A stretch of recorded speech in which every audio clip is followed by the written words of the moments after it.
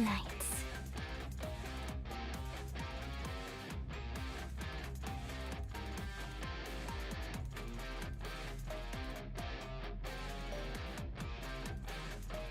Hiya! How about a little chat before you get to work? Hello everyone, I'm Aren, and welcome back to Arknights. How are you guys doing? I was pretty good on time this time, actually. I wasn't in such a hurry as other times. So yeah. good, we're off to a good start so far. But yeah, hi Mateo, welcome everyone. Hope you're all doing well. Yes, I did see that there's this new banner, which finally has Viviana available again. So I'm like, Probably next stream. It's still gonna be available in December. It's crazy that next week is already December. That is crazy. But yeah, we're gonna continue the main story. And yeah, next time we'll do some pulls, I guess. I don't know what we'll do next time actually. I wonder, because this will be, at least for the time being, the last reading stream. Well, definitely the last stream of the reading story. What? The last reading stream of the story for this time. So yeah, I increased a lot of my own sound. So yeah, that was like, I'm kind of loud, but no, okay, it was just on my side. Yeah. Next week is what? Yep. Is it? Oh yeah, next Sunday. It's the 1st of December. Can I do it? Can I? No, I can't. I guess my emotes aren't working right now. Anyway. Panic. Not panic, but I mean, yeah, there you go. There you go. That's my face. Hi, Aurelius. Welcome in. How you doing? How you doing? Almost December. How are we feeling? How are we feeling? Yeah. Audio level Simon. Good on our end. Thank you. Yeah, thank you for letting me know. It seemed good, but it is very good to get confirmation. Nice to see you. See you next time. Likewise, Aurelius.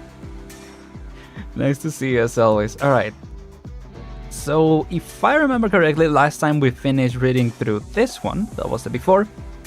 I did check yesterday. I'm not like going off my memory, because probably wouldn't be able to remember. And we have the after as well. So, based on this, we probably... Or, I mean, we will be able to finish this. I mean, we will be able to... We will finish this no matter what.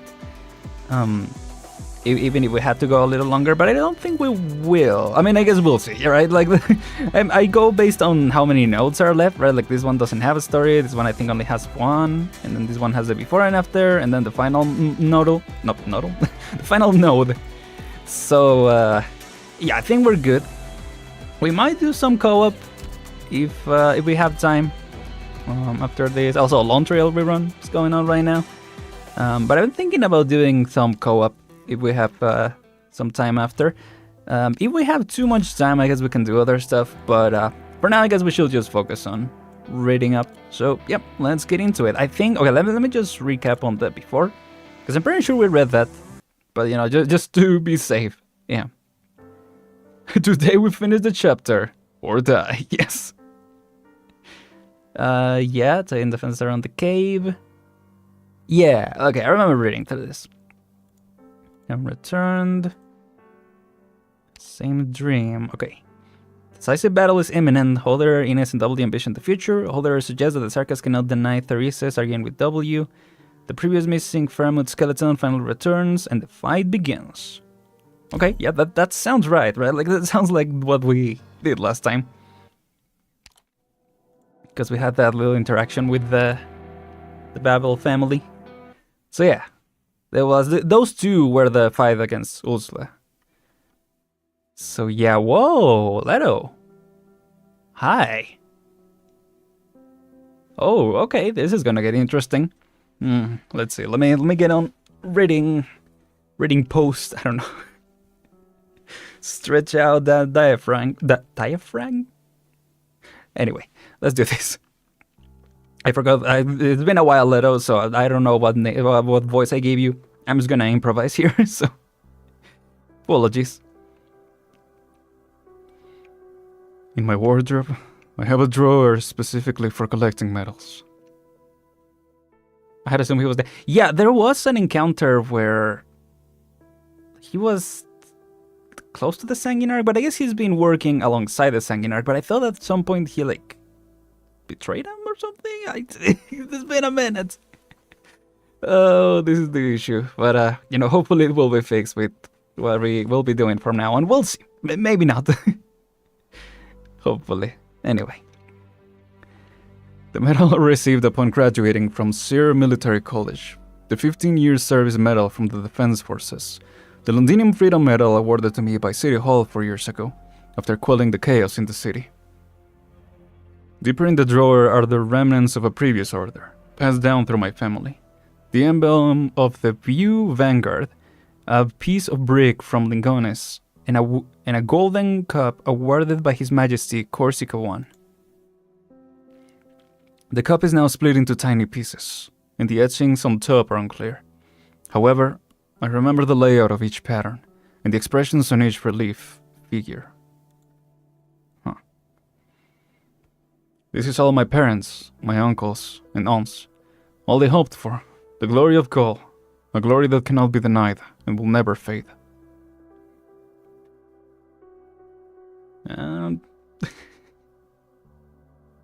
The French, I was gonna say. Alright. The cup is quite weighty. You should be able to sell it for a good price. The market for goldish pieces has always been brisk. Even if you just melt the thing and sell it as raw gold, it should be enough for you to easily buy an apartment in the finest part of any city. Here is the key to my home. Keep it. The things are in the wardrobe. Pick a place and start over. Forget everything that happened this past year. Call it a fleeting nightmare. Ooh. Yeah, he was contacting the Defense Forces, right? These mercenary guys. There was something about that. Oh, man. Let's see. Sir, it was you who saved me when those Arkas were chasing me. You hid me in the Defense Force building. Building? Office, sorry. I should be thanking you. I'm no longer a member of the forces or your Gaulish compatriot. You didn't have to... Take it. If you find anything else in the house you like, it's yours. The memories mean little to me anymore. You'll want to hide here for a while yet, until the situation stabilizes. The military commission has disarmed the defense forces. As it stands now, you're no different from the Victorian civilians to the Sarkas. But our comrades are still outside. Some of them are, unsettled. I want to save them all. They've all been captured. I handed them over to the military commission myself. You what? The anger in his eyes deflates before it can reach a peak. A coward. I have violated him as much in the past. He may have had some courage in battle, but ultimately, he's a coward. Dang, this dude saw him and was like, this is literally me, for real. He survives here with me in ignominy. Ignominy? Huh? Ignominy. Obviously, like something like ignorance, right? Or no, public shame or disgrace. Interesting. Ignominy. What? Ignominy. Ignominy. Okay. He survives here with me in ignominy. He can't be compared to those warriors who resist the Sarkas. He could never compare. Could I? I don't care. It's been a long time since I cared. Sir, what are you going to do next? Me? The Sanguinarch of Vampires has been waiting for me for some time. Stay here. Wait until it's all done before you go. That's a roller coaster with Leto. One moment he's giving all his stuff to help a guy, the next he's handing his men over to the Sarkas. Yeah, it really is, you know? This guy, am I right? You can never tell what he's gonna do next. No, for real, yeah. If you want to leave, you're afraid that when you open the door, the cheering you hear is Victorians. I know the devils. What is with these, the chords? It's interesting. Cheering Victorians. The first thing that comes to my mind is, surprisingly, that Victoria will win. No, it's probably just a force of habit. Naturally, I hope that Therese's will win. That's the prerequisite to him restoring Gaul. All my sacrifices, all my betrayals, all my unforgivable sins were etched in the service of Gaul. Yes, of course, I serve Gaul. I hope. Do you really? How long ago did Gaul fall again? That depends a lot, I guess, on how I feel about this guy. Group of people are led out by the Sarkas forces, heading for the city walls in the distance. The Sarkas intend to fortify Londinium, and I'm afraid the final battle lies right before us. Do they plan to defend the Victorian capital? Perhaps. Some of the men cast resentful glances at me. I know them. We once shared a toast. No one stops me. The Sarkas don't care where I'm going. Even if you open the door for a caged foul beast, where can it fly? Dang.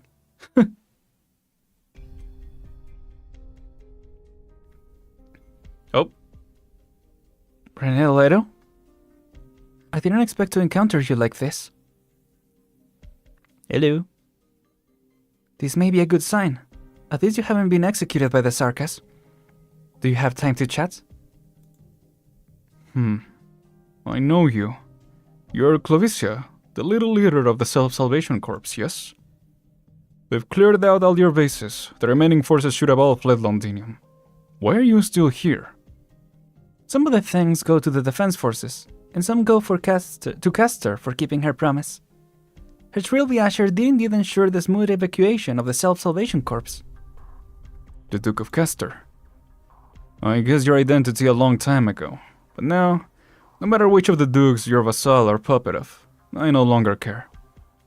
I may not know how capable you really are. Londinium as she stands is no place for a rebellious child to be wandering around. Go back to your hiding place. Treasure the fact that the Sarkas have not caught you yet. I'll pretend I never saw you. Leto. You've been cowering in Londinium for long enough. Ayo? After losing contact with the Self-Salvation Corps, I quickly found new objectives to work on within Londinium.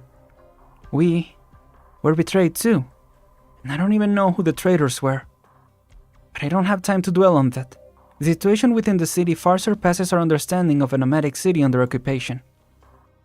What's happening now is something you won't find in the history books. I know that better than anyone. But have you seen what's going on outside the city? I've seen the Sarkas art circles, the red light in the sky, the war machines in their many forms. Things unlike the military equipment of any ordinary nation. I've seen hex crafters floating in midair, seizing control of the city, forcing drones and arts alike to fail. I used to think the description of the Sarkas military and the so-called Naxxerer were tall tales, literary embellishments for horror's sake. I don't think that anymore. When death itself opens its doors, what man-made hell do we face? And what of the dukes? The ducal armies. They are resilient, grand, but they stand on the horizon, out of reach. I like how they're just having this conversation in the middle of the street. I mean, supposedly in some type of alley, right? But it looks funny with the CG in the back. I suppose you may be feeling guilt and melancholy, perhaps mixed with a dash of pride. You ponder the cruel choices you've made, but your mission is now accomplished. Man-made hells beyond my comprehension, yeah. Ah, my favorite. I guess you proposed a deal to Therese's regarding the nomadic cities that once belonged to Gaul. Londinium is too small. She can't contain the Sarkas' ambition. He is simply using this place to provoke the expansionist lust of Terra's other powers. Do you honestly believe he cares at all for your Gaul? Londinium's fall is complete, but you are no fool. You see it. The military commission of Casdale has no intention of occupying Victoria. Correct. I am no fool. I never once placed my hopes in Therese's keeping his word. Did you though? Then why did you do any of this? And yeah, there you go. And yet you still had a hand in so many tragedies. Are you trying to create an opportunity? Like what the Sarkas are doing for Casdale? Perhaps this war will exhaust the ducal armies, or militaries, making space for the ghost of Gaul to return to the land of the living. But the question is, do you actually believe that, Aren L2D? What else can I believe in? I've admitted my weakness. Do you need me to admit my stupidity, my despair, my irrelevance? What do you want from me? Cooperation. The Self-Salvation Corps, those resisting the Sarkas, those struggling for survival among victorious nonsensical nobility, they all still have a chance. And that which you seek, your so-called Gaul, may also exist within that chance. Gaul. Oh, Gaul. It seems you're still willing to fight. For a person like you, the Dusty Rubble is a platform from which to grab the next ledge. For you, those like you, for the military commission. You are strong enough to subvert a nation, to change the course of history, not to mention manipulate the fates of one or two men like me. Enough of the self-pity. Yeah, that's what I want to tell every other character in this. There's still much we can do before hell descends upon us. Whether you consider this a form of atonement or the beginnings of a new struggle doesn't matter to me. But Leto, I hope we can... Now then, oh great one, can you tell me how I might save myself? There it is. You haven't a clue yourself. Let me by. You really won't turn back? I won't. Then I can't say I wish you well. Your hands are stained with the blood of so many, with the blood of my friends, and you carry on with such despicable decisions. Aren L2D. That'll do then. Run along. The Sarkas are coming. I still have to say goodbye. Yeah, I don't think he'll continue doing what he's doing, right? Well, I guess we'll see. Celingones, Peñenos. Okay, I'm assuming it's French, but I don't know. Champ de Batelier. It's charge. Masayor. Yeah, I'm not gonna try actually. I mean, I tried, but I'm not gonna try further.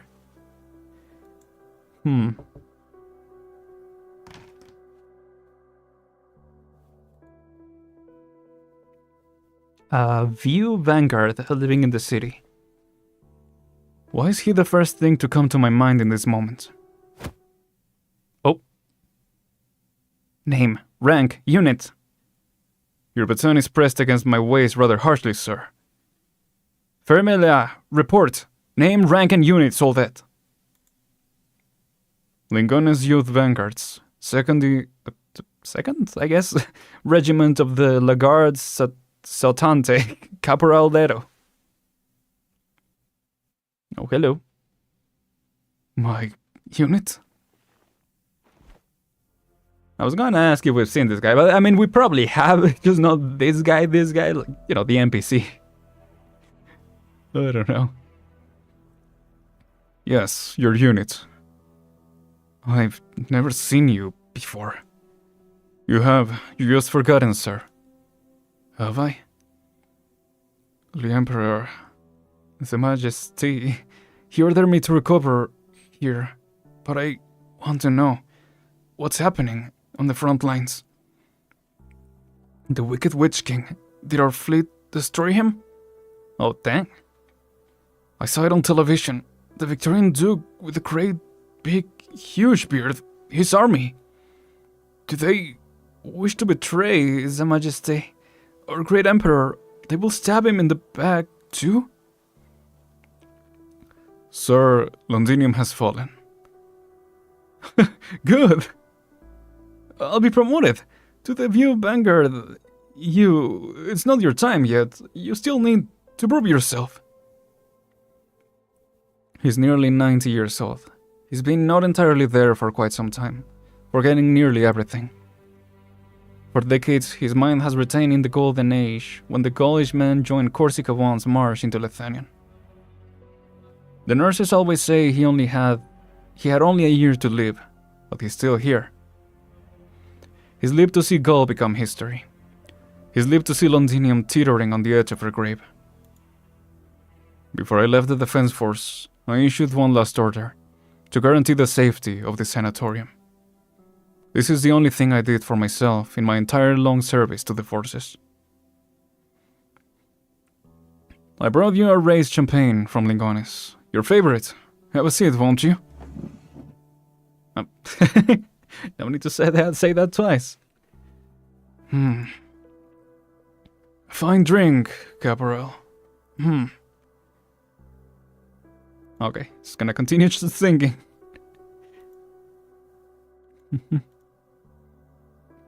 When you sing that song, it's as if there never was any pain. As if you never aged a day. I've never seen Lingonis. You told me again and again about those magnificent halls, the flourishing road networks. Do you remember Golding, the girl who visited you with me so many years ago? She's dead. She died for this cruel, unshakable, blood-stained world. And I'm one of the murderers responsible for it all. I don't know what to feel for her. But she's gone. She's out of my sight. And she'll certainly never see me anymore. I'm frightened. I'm frightened, sir. A girl called Amia says that all I've done was done out of cowardice. I once confessed to Golding that my only goal was to survive the ruin to come. But I still hope. Even if it's just a pretext, I still hope that from the ruins, a new Gaulish man will rise. No, that's not it. I wish Golding could keep on teaching the children, under the sunshine, among the fragrance of the flowers. Her persistence was truly beautiful. Well, then you messed up big time, dude. But me, I'm the one who... I'm... Like, if you really wanted that, they don't really show. I've done all I can, sir. It's tiring. Do you think we'll still have a future?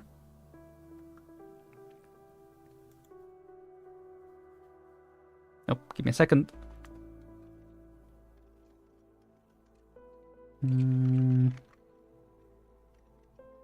Sorry, I think I might be getting a call. I have no idea who this is. Okay, never mind. I don't know. Hopefully wrong number or something.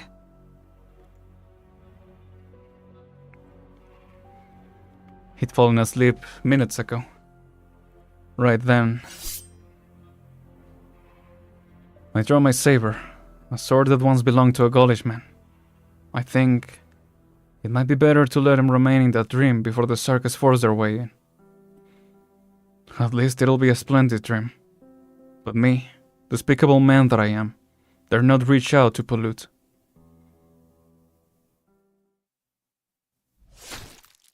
Okay. The blood of the aged youth vanguard splatters my hands.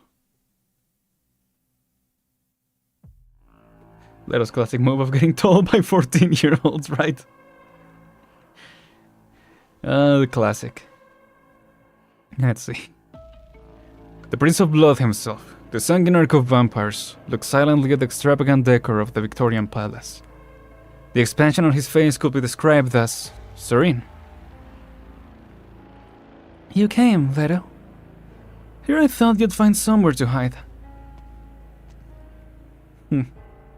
No, of course not. I was always going to find your highness. You seem spirited today. I am pleased. Ever since that Gaulish teacher of yours died, you've been quite the buzzkill. I made a bet with my children. They wagered that you were about to die. But I believed in you, Leto. Have a drink with me on the defeat of your enemies, the death of the nation of Victoria. I'll begin the ritual myself, bestowing the most ancient curse, the most tragic end. And so I will be leaving soon. Even my own kin don't enjoy such an honor. You should be grateful. You know, your highness, by the time I was born, Gaul's capital had already been razed by the Duke of Wellington and his despicable accomplices. Okay, I was curious about that. A city annihilated as one breathes a sigh. The dude fighting for a city he never even knew. Now it seems you will do the same, Solentinium. Will you weep for her? I just didn't expect it. Duke Wellington dismantled Ingones, pulling those mobile plates apart. So silly. So boring, the Victorians. Would you like to settle the blood debt with your own hands? I admire your persistence. I could grant you such an opportunity. Your Highness is most magnanimous. I bow deeply, but I feel his gaze linger on me. Ha! Pathetic.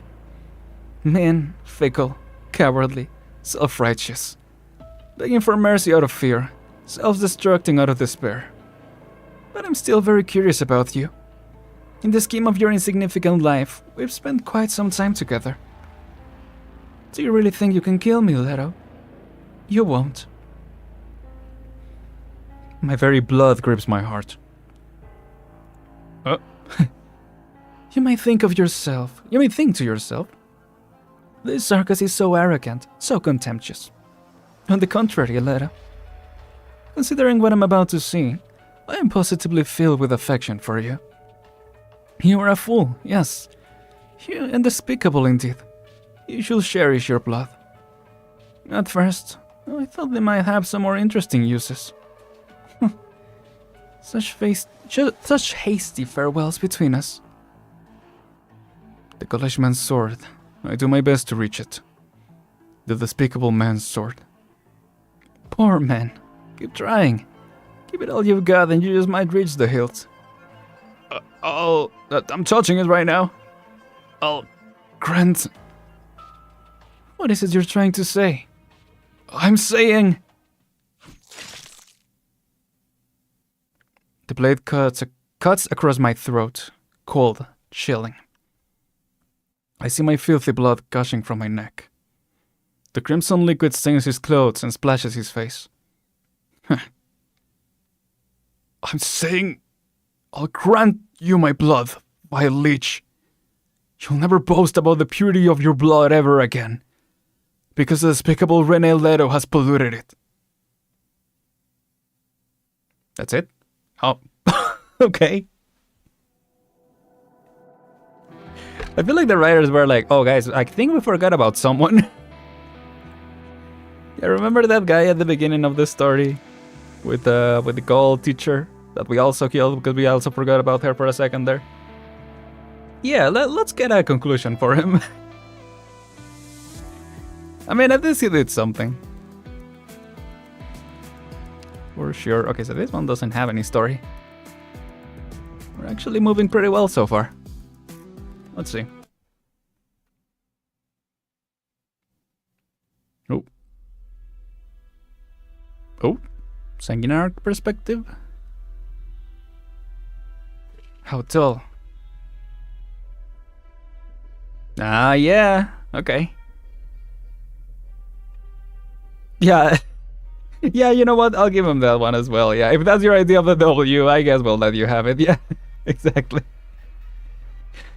Those are my feelings. Really, really the character of all time.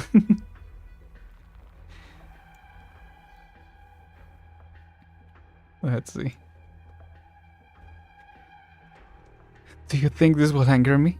Offend me? Did you think I will kick your corpse in anger? Curse your insolence? I'm not going to do any of that, Leto. Aren L2D. Insignificant man. Same as the land itself in my eyes. An annoyance. Did you think this act will give meaning to your pathetic life? Still so conceited, Leto. I won't give you another thought. Not so much as a momentary glance. I think they really upped the definition on the face. Ooh. We finally see this hole again, it's been a while. Theresis. Vampire. If memory serves, I have some sort of role in your military commission. But I haven't seen a war report from you in quite some time. Nor have you attended any commission meetings in quite some time. You've always held the requisite command authority. Command authority? I don't need to command my offspring. They serve me naturally. They serve their court. Then you need to manage them better. The war's end approaches, and your underlings need to play a more significant role. Their wanton behavior vexes me. The Western Front is wasting time. This is necessary for the ritual. Without enough blood and tears, how are we supposed to gather enough materials for the witchcraft? You and Theresa told me about the ancient door you found, covered in scabs. In the source of all Sarka's suffering, the origin of her fate, really behind that door? The preparations for the ritual are complete. But one of the nodes, the town of Brentwood, is under attack by our enemies. Are you dispatching me to resolve this trifling nuisance for you, Theresis? Oh, that reminds me of Revere the Regent of the Military Commission. Wait, what? That reminds me... Oh, yeah, there we go. A Revere Regent of the Military Commission. Since the Commission has noted this is such a crucial town, why did it not prepare any significant defense?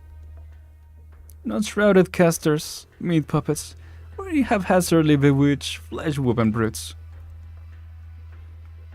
I indulge you and your sister on account of your dazzling, powerful souls. Wake Sarkas call you regent, and the confessari have gathered around you, bringing Theresa back to you. The regent and the resurrected king of Sarkas. What a fascinating pair of siblings. But all of this owes to your actions, your power, not your status. Power. I have blessed this battle in order to cast the grandest of cures. I, in my benevolence as head of one of the oldest of the courts, have awakened the power hidden within the blood of the Sarkas.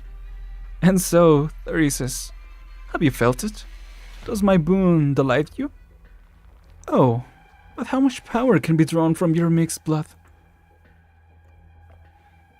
The end is near. It's making you restless. Conceal your weakness.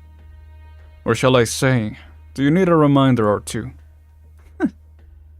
I will complete the final part of the ritual for you, proud regent. But it is not in service of the narrow ambitions of you and your sister. Eyes always fixed on the nomadic city bearing the false name of Castle. It's just another resting place in the painful river. Theresa is ready. The shard will soon unleash a power that Victoria could never imagine. The skeleton is waiting in the hub outside the encampment. You can go from there to Brentwood. Exciting, isn't it? Theresis, you always wear such dull, lifeless faces. I've seen it. A black light rising over the horizon, like a wall of obsidian, that will eventually found the real city. You mock my impatience, but isn't silence the best way to conceal your deepest thoughts? If only I could go back in time to see it for myself. If you really can retrieve the power that could reshape this great land, that which the Sarkas first reached out to touch, Originium, then I will, on your behalf, spread the name of Casdell to every scrap of land I set foot on. Okay. The Sarkas, my people, have abandoned their past for too long. They hate, they curse, they swear revenge upon our enemies. So disappointing. My people have forgotten even the origin of their bloodline, forgotten the names of our ancestors. The amazing numbness and sorrow, given birth to generations of hideous, mixed blood offsprings. They throw themselves into the shadows of the nomadic cities, hiding in the streets, begging invaders for food. I have lost interest in Victorian blood, and the Sarkas who are satisfied with it, they infuriate me even more. From the moment Sarkas first called themselves Sarkas, from the moment this world alienated them, it's enough to drive one mad with rage. Yeah, why did they change their name from Tikas to Sarkas? Is that when they made that divide between the Sarkas and the Sancta? I guess that will make sense. But I don't know. Maybe the famed guide ahead event that Koto always wants us to read. Maybe that has some of the answers. Let's see. Back to Ursula. My prince, the drifting of the Fernwood is about to end, and we will soon arrive at the way station near Brentwood.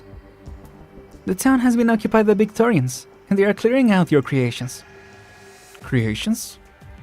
Those mindless insects are nothing more than a few drops of residual blood, carelessly spilled by children of the Crimson Courts while painting runes on crystals. Let the Victorians celebrate their victory. My mistake. Forgive me, your highness. I look to the military commission's major, Sarkas. Theresia has arranged so many children to wander outside the court in this system of his.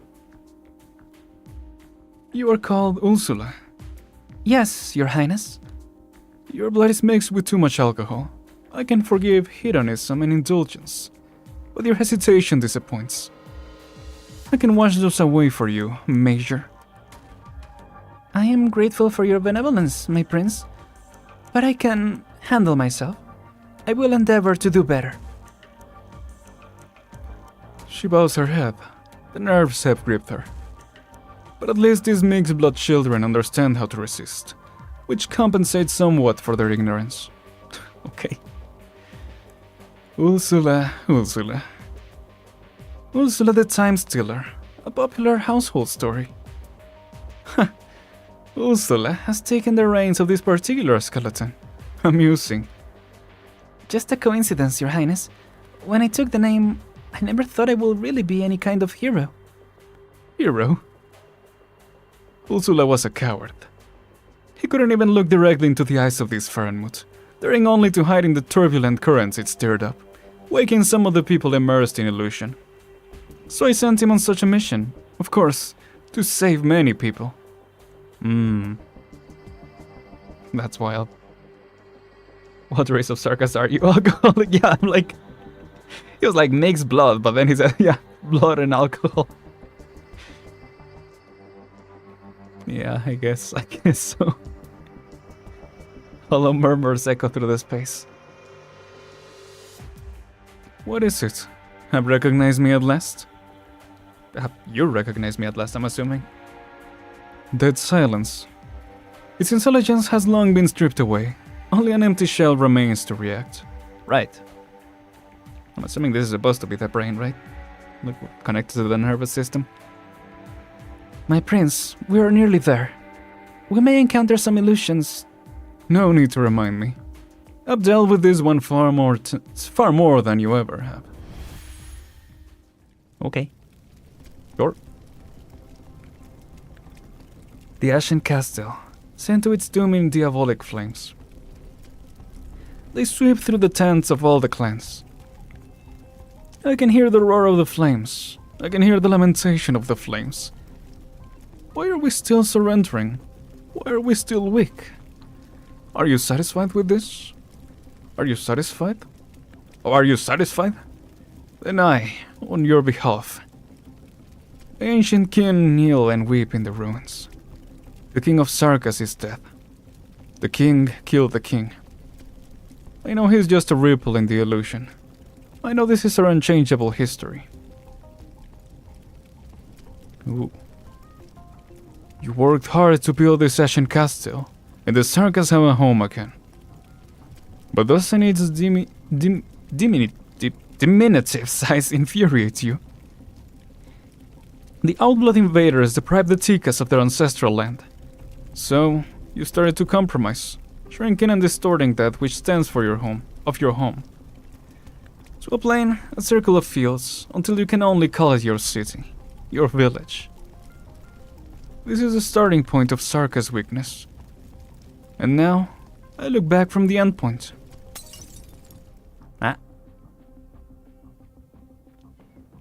The illusions are over.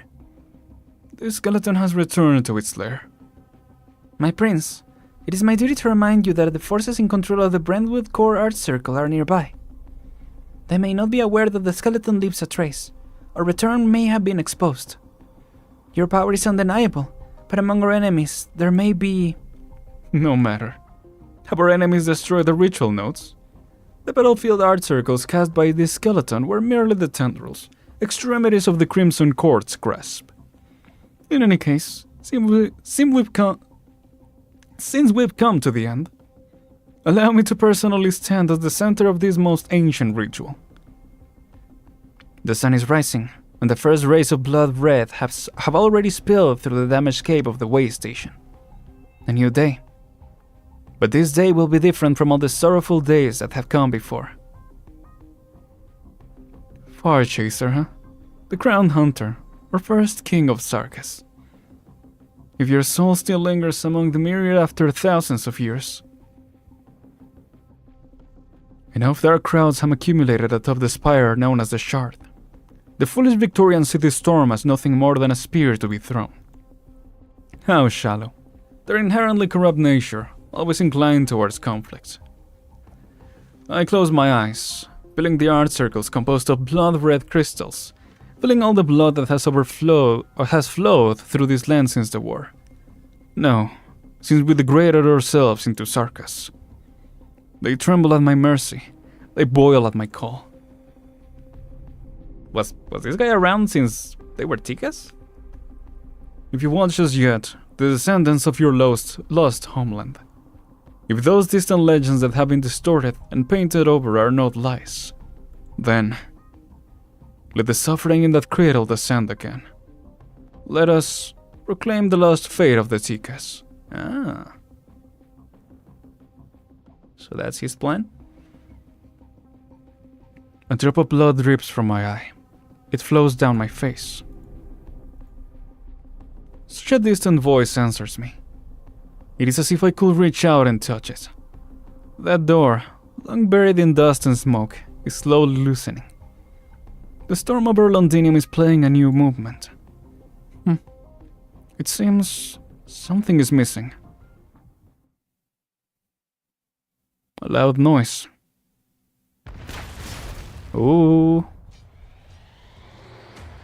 They coming in? As we thought, the Victorians are attacking here. We will do what we can to buy you time to complete the ritual, my prince. The Victorians? Theresis, you really have surprised me. No, girl called Ursula. We are not facing any such Victorians. Our guests deserve to witness this moment. Another pure blood, still a young now. And the usurper, king of Sarkas. Wait, what's that? Oh no, okay. No matter who they are, the military commission's plan must be executed. I'll strengthen my connection with the Faranmouth as much as possible in order to prevent them from reaching this place. My prince, please. You have no standing from which to advise me. I do so want to see. What clichés will they spout at me this time? What moments of despair can they show me? Now then, Major, you stay here. This dispensable work of yours is over.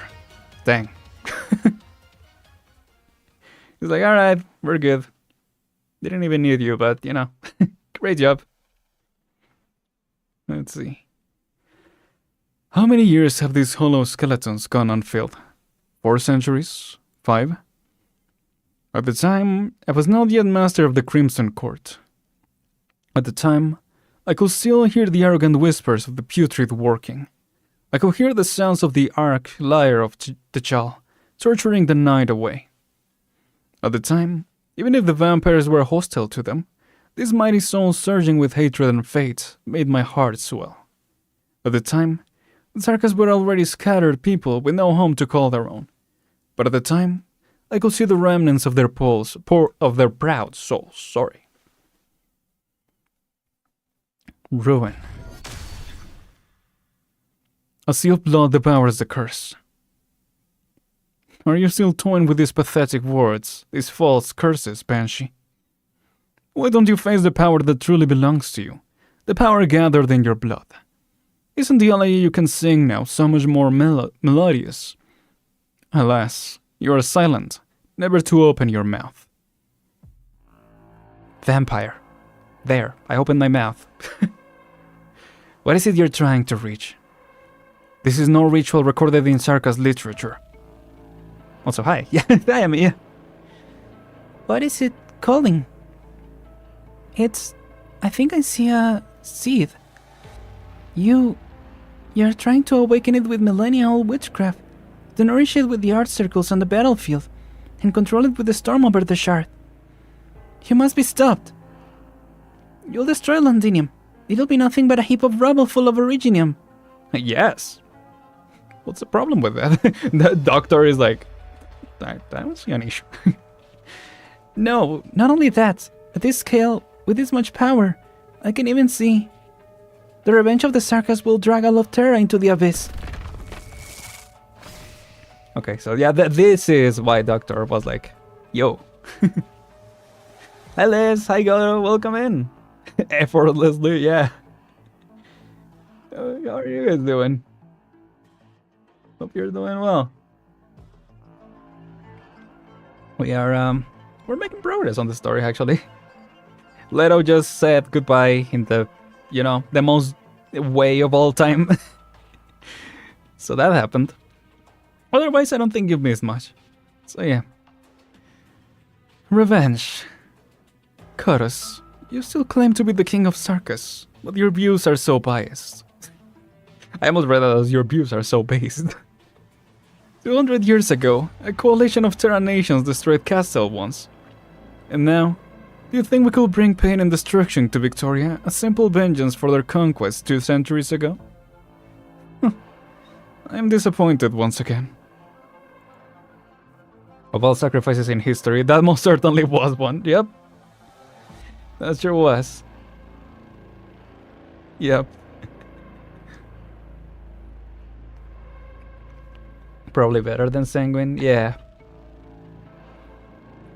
Did I read this? I don't know. The black crown lingers over your head, and indeed, this is yet another ridiculous thing wrought by the king of Sarkas. Killing an enemy and butchering a country, burying a city and annihilating a culture. These things are not different. For the Sarkas, these are far from enough to be called resistance. We've come to Londinium, this outblood capital, not for any kind of retaliation. Seed? Not a bad description. Watch and see what sides this seed will bring. You're a narrow-minded one, vampire. No flowery words can change the nature of what it is you're doing. You call me silent? Rest assured, vampire, you will hear me speak. Fetters fall heavy on your body. Yeah. Jokes aside, it has been a while since we read anything about Leto, so yeah, I can't say I felt much about that scene. Cause yeah, it's been a while since I read much of his story, so I was like, okay, yeah. Zoar, yeah. Amiya. Oh, here she goes. Oh. The black crown appears over the outblood's head. A black spear pierces my scapula. What? So easy? No, it's not, right? Never think of it that way, Abby. It is never that easy. Fresh blood gushes out. The king of Sarkas has opened a wound for me. This is the blood so preciously bestowed to me and my ancestors for millennia. I carefully select the blood of my choice. The masters of the Crimson Court have a responsibility to, day after day, wipe away even the most minute hint of impurity. But the reason we are so pure is not that this bloodline has never been lost, never been defiled, but because I finally found it. A drop of blood. It has been passed down through the millennia. Tika's blood. The land falls silent, the rivers stagnate, the air moans. The entire world turns solemn. As I reach out my hand, it floats slowly in front of me. It does not drip. Ooh, that's a cool visual. It only goes up, up. His blood. He's going to complete the ritual. That's cool. Amiya coming back to early From Software boss after hitting level 80. Yeah. I guess so. Yeah, that Clovis scene was okay. Yeah, I did think she was pretty sus. I mean, she did seem to care about, like, the... What's it called? The Self-Salvation Corps and all that. But it reminded me a little bit of... weirdly enough, the Hunger Games. Where, like, she's the leader of the revolution and... I don't know if she has the best intentions other than just usurp the current rulers, right? Like, that's the vibe that I got from what she said. Yeah. Her outfit drops, but her blood doesn't. As you were sure Clovis is real with the horn of hers, I've never seen someone like her. Right? I mean, she is a unicorn, quite literally, right? So, I guess makes sense. Beings of legend and all that. Well, I guess a lot of these are beings of legend. But they are pretty unique. Like the ones that are beings of legend, you know, the ones that are animals are a lot more common. And then the ones that are, so it's like the circus, right? There's like the Sanguinarch king here, for example. Like, it's just one of them. Like maybe there were multiple at one point, but there's just one like main remaining, if that makes sense. Yeah. Oh. Zika's blood is now gone from our world. Oh. The incantation left in Londinium was just destroyed in the distance. What's happened in Londinium? Amiya, end this battle quickly. I feel some kind of... Whoa. Ooh, new effect. Don't be so hasty, honored guests. Blood crawls over the bones. Bloodstains emerge from the decay. It's just a great opportunity. In the sight of the first curse, perhaps today we can bid farewell to the last king of Sarkas.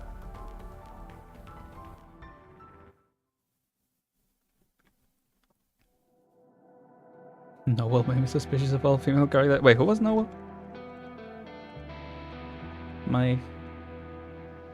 Oh, I see. Oh, because of the, yeah, saying like her and she cursed me and all that. Oh, I guess I didn't associate it with that. But that's interesting. Yeah. Okay, seems like the confrontation is here. Let's go to the before. And guess the Sanguinarch what happened to the last Zika's blood on Terra. He just goes on a yapping session. Anyway, here we go. For a few moments, perhaps more than a few moments, no Sarkas dare to speak. He takes away all things and shapes all things. Oh. What is that? The blessing of the Sanguinarch left the Sarkas hasn't faded. But just now... Could the doctor have been talking about... Blood rises from the spine of the Fernmut. Apparently only a drop, but it draws all eyes. I'm just gonna assume this is Hodder's perspective. It leaves the intertwined bones, dancing in the dim cave, rising in the freshly sprinkled sunlight. A drop of blood, just one drop of blood. Pure blood, glorious blood. It has been wounded, it has been betrayed, it has been forgotten to the point of being spurned. For millennia, the land called it a disaster.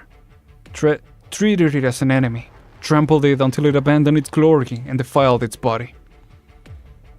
Zika's became Sarkas, their homeland lost. Today, the blood of those with a homeland returns from history. All men across the lands shall pay tribute to it.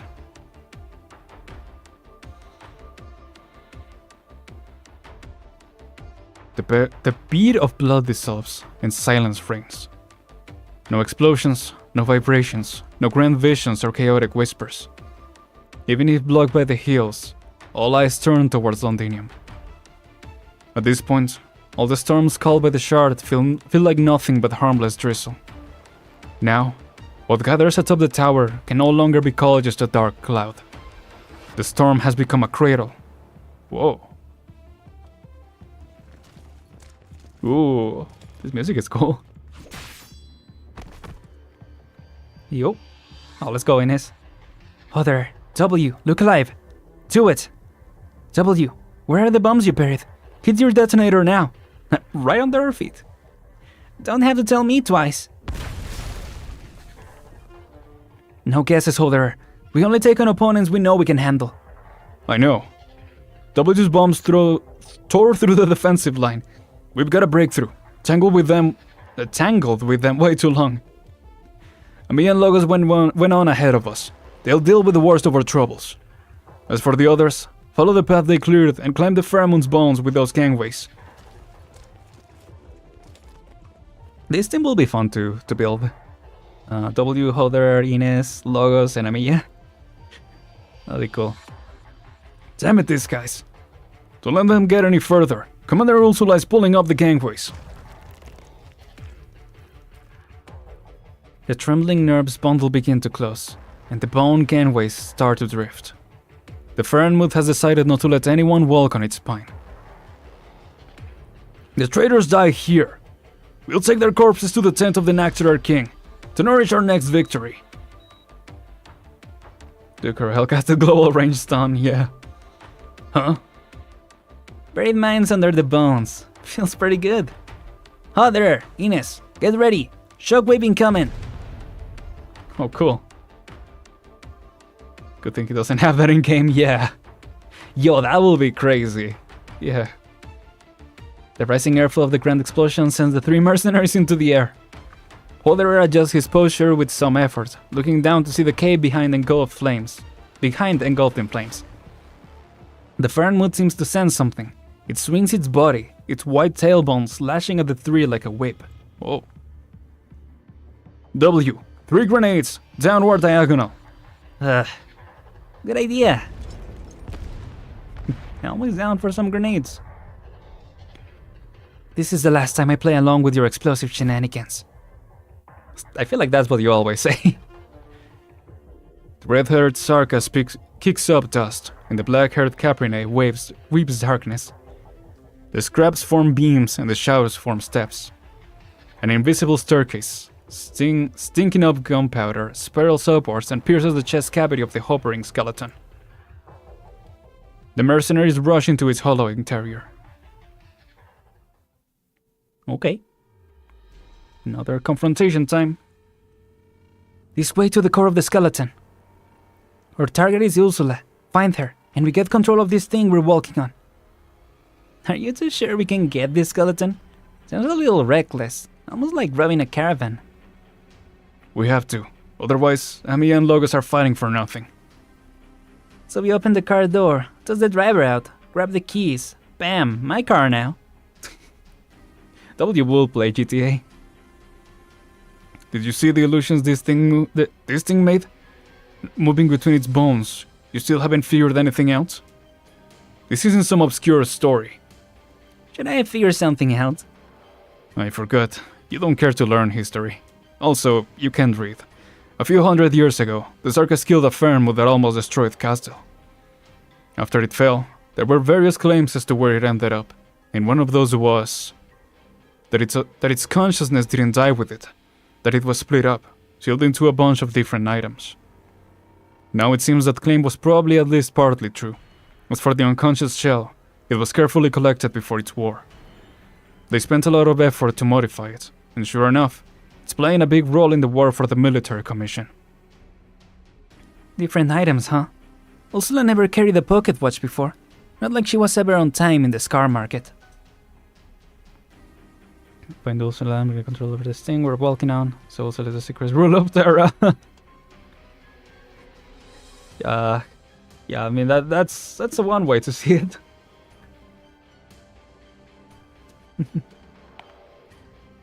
But if her watch is holding the Fernmood's consciousness, it's probably already very fragmented.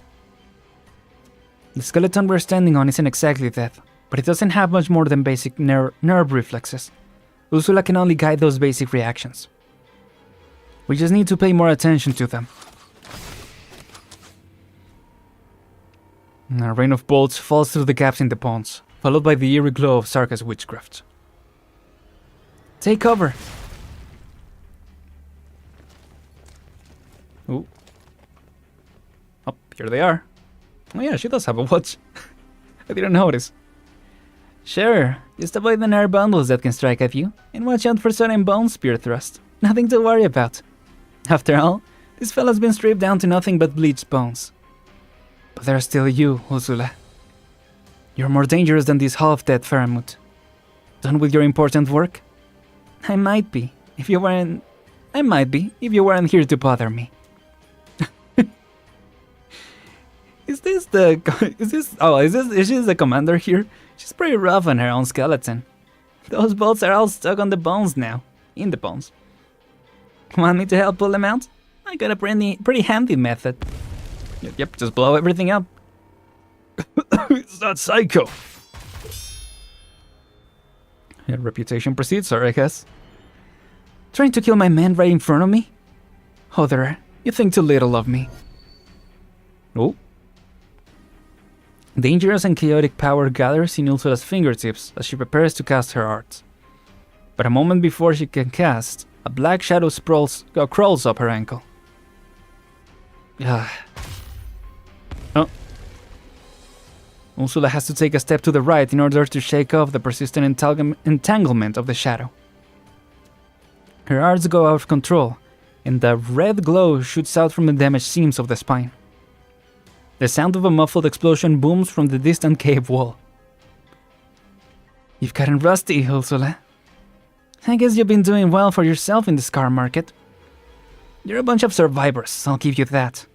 Back in Kazel, I made quiet bets with the old-timers on how many of you would actually collect on those jobs you were taking. As long as I bet on Holder, Ines, and later the Psycho W, I always made money. Sounds to me like you owe us a big cut. That's the famous sharp tongue on this, W. Haven't you learned anything from Ines? This time, though, you took a wrong turn. 2 kings of the Real Court are here, going all out, not to mention the King of Sarkas. This place is never gonna be a safe haven where you can escape the war. Not the kind of place you can survive. What about you? You heard about Theresa's trump card in Londinium? Assuming the consequences out there are way beyond anything anyone's ever seen before, you still think it's a fair price to pay for the Sarkas to rebuild Kazel? That's enough chit-chat. Yeah, don't make me think about that. Don't make me actually think. Soldiers, end them here, while there's still time. Major, look! On the bones there! Blood crawls along the bones, creeping towards them. Blood is filling the place, overflowing the damaged gaps, connecting the long, cold body. It's the Sanguinarch. Looks like he's ready. Oh. It begins to grow warmer. Power accumulates in the bones again. The spine sways left and right, audibly creaking. The Fahrenmood resumes its roping.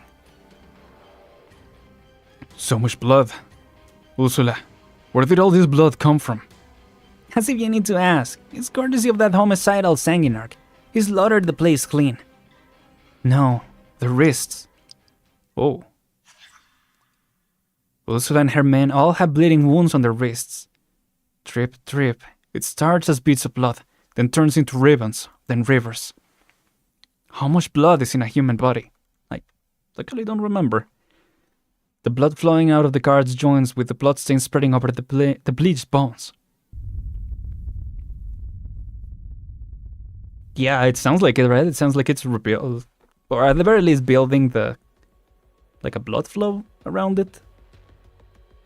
I don't know if it actually can create like muscle and skin. That'd be kind of cool though.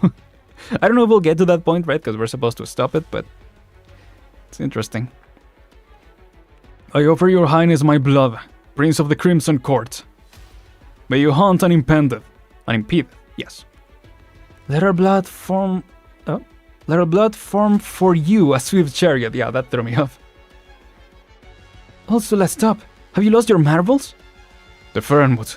It's about to move again. The currents of history might be about to sweep this place away. She wants to go down with us. I'm not controlling it. Blood has replaced muscle, tendons, and marrow. Oh, there you go. Isn't that enough to control it? The guard's exposed skin is now visibly pallid. Ursula's complexion is also looking worse. Finally, the flow stops. Well, thanks for weakening them for us, I guess. A Sarka soldier will give everything for his leash, not only his blood. Their skin shrivels, and finally, they collapse. Sheesh. It's been an honor and a privilege, man. You stood with me to the end.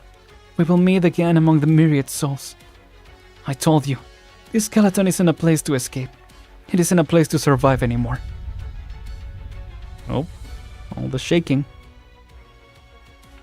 Hurry, we need to take cover in the cabin. The illusions are already manifesting. We don't know where they might go. Oh. It's creating waves. Look out!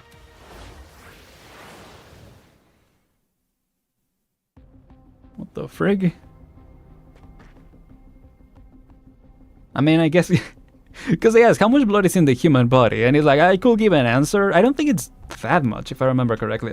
Should I look that up? Do I want that in my search history? Sure, why not?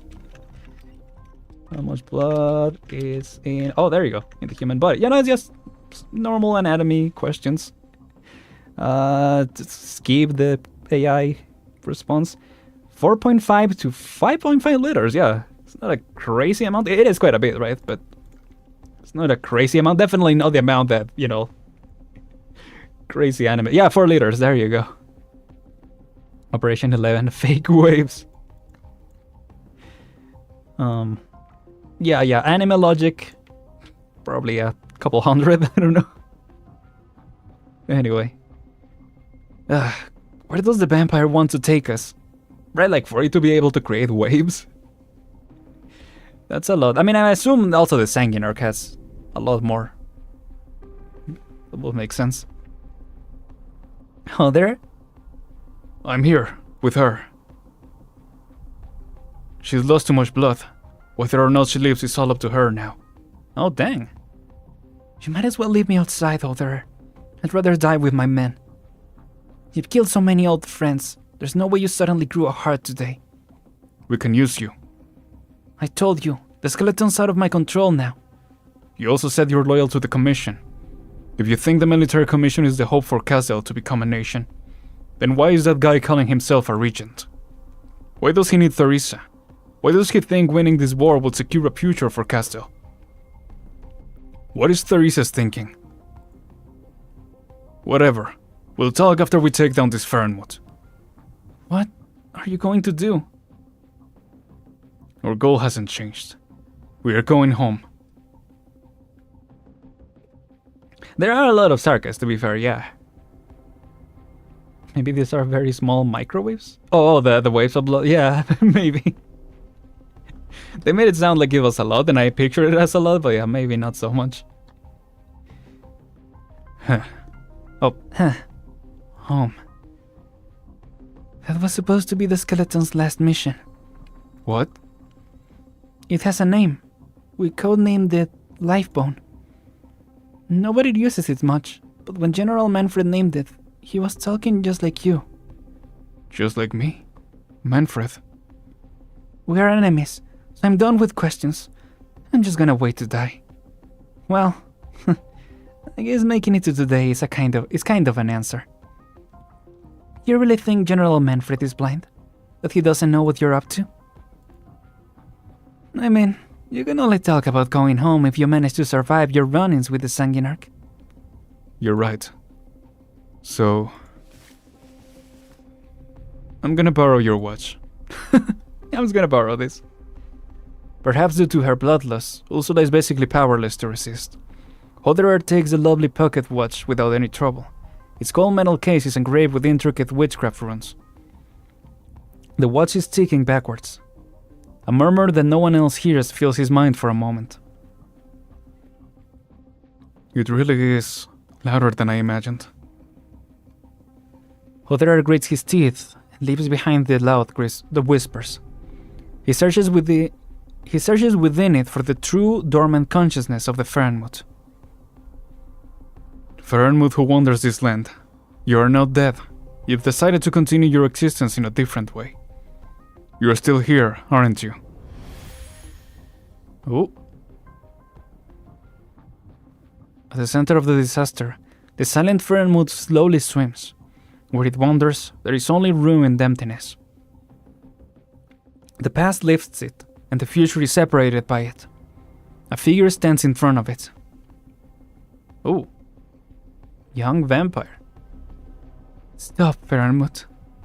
You are about to step into Castel, our city. The people here refuse your visit. Choose another path, or else the Sarkas will slaughter you. This is your only warning. Very well. My brother directed us to forbid its advance, to obey the will of the King of Sarkas. Sanguinarch, to me.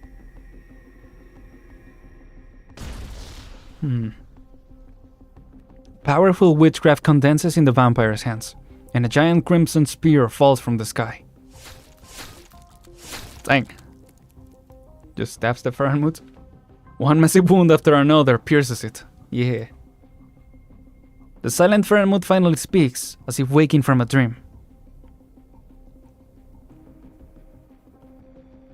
Castel. Oh, I may have slept for too long. Castel. When did it become a city? Your King of Sarkas.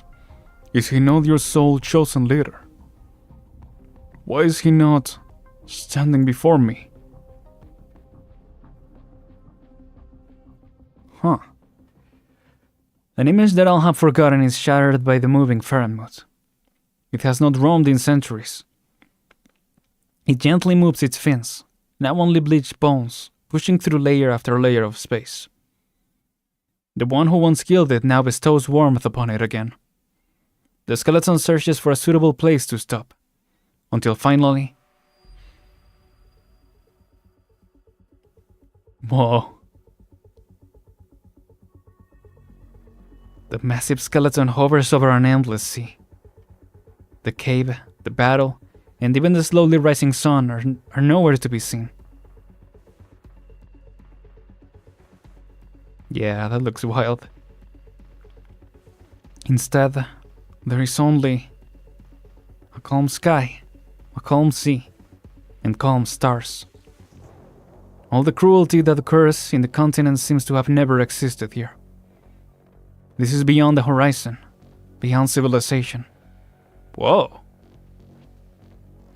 Welcome to IS-4. Whoa. This is what remains of the skeleton for the Prince of Blood to find at least. An untouchable realm.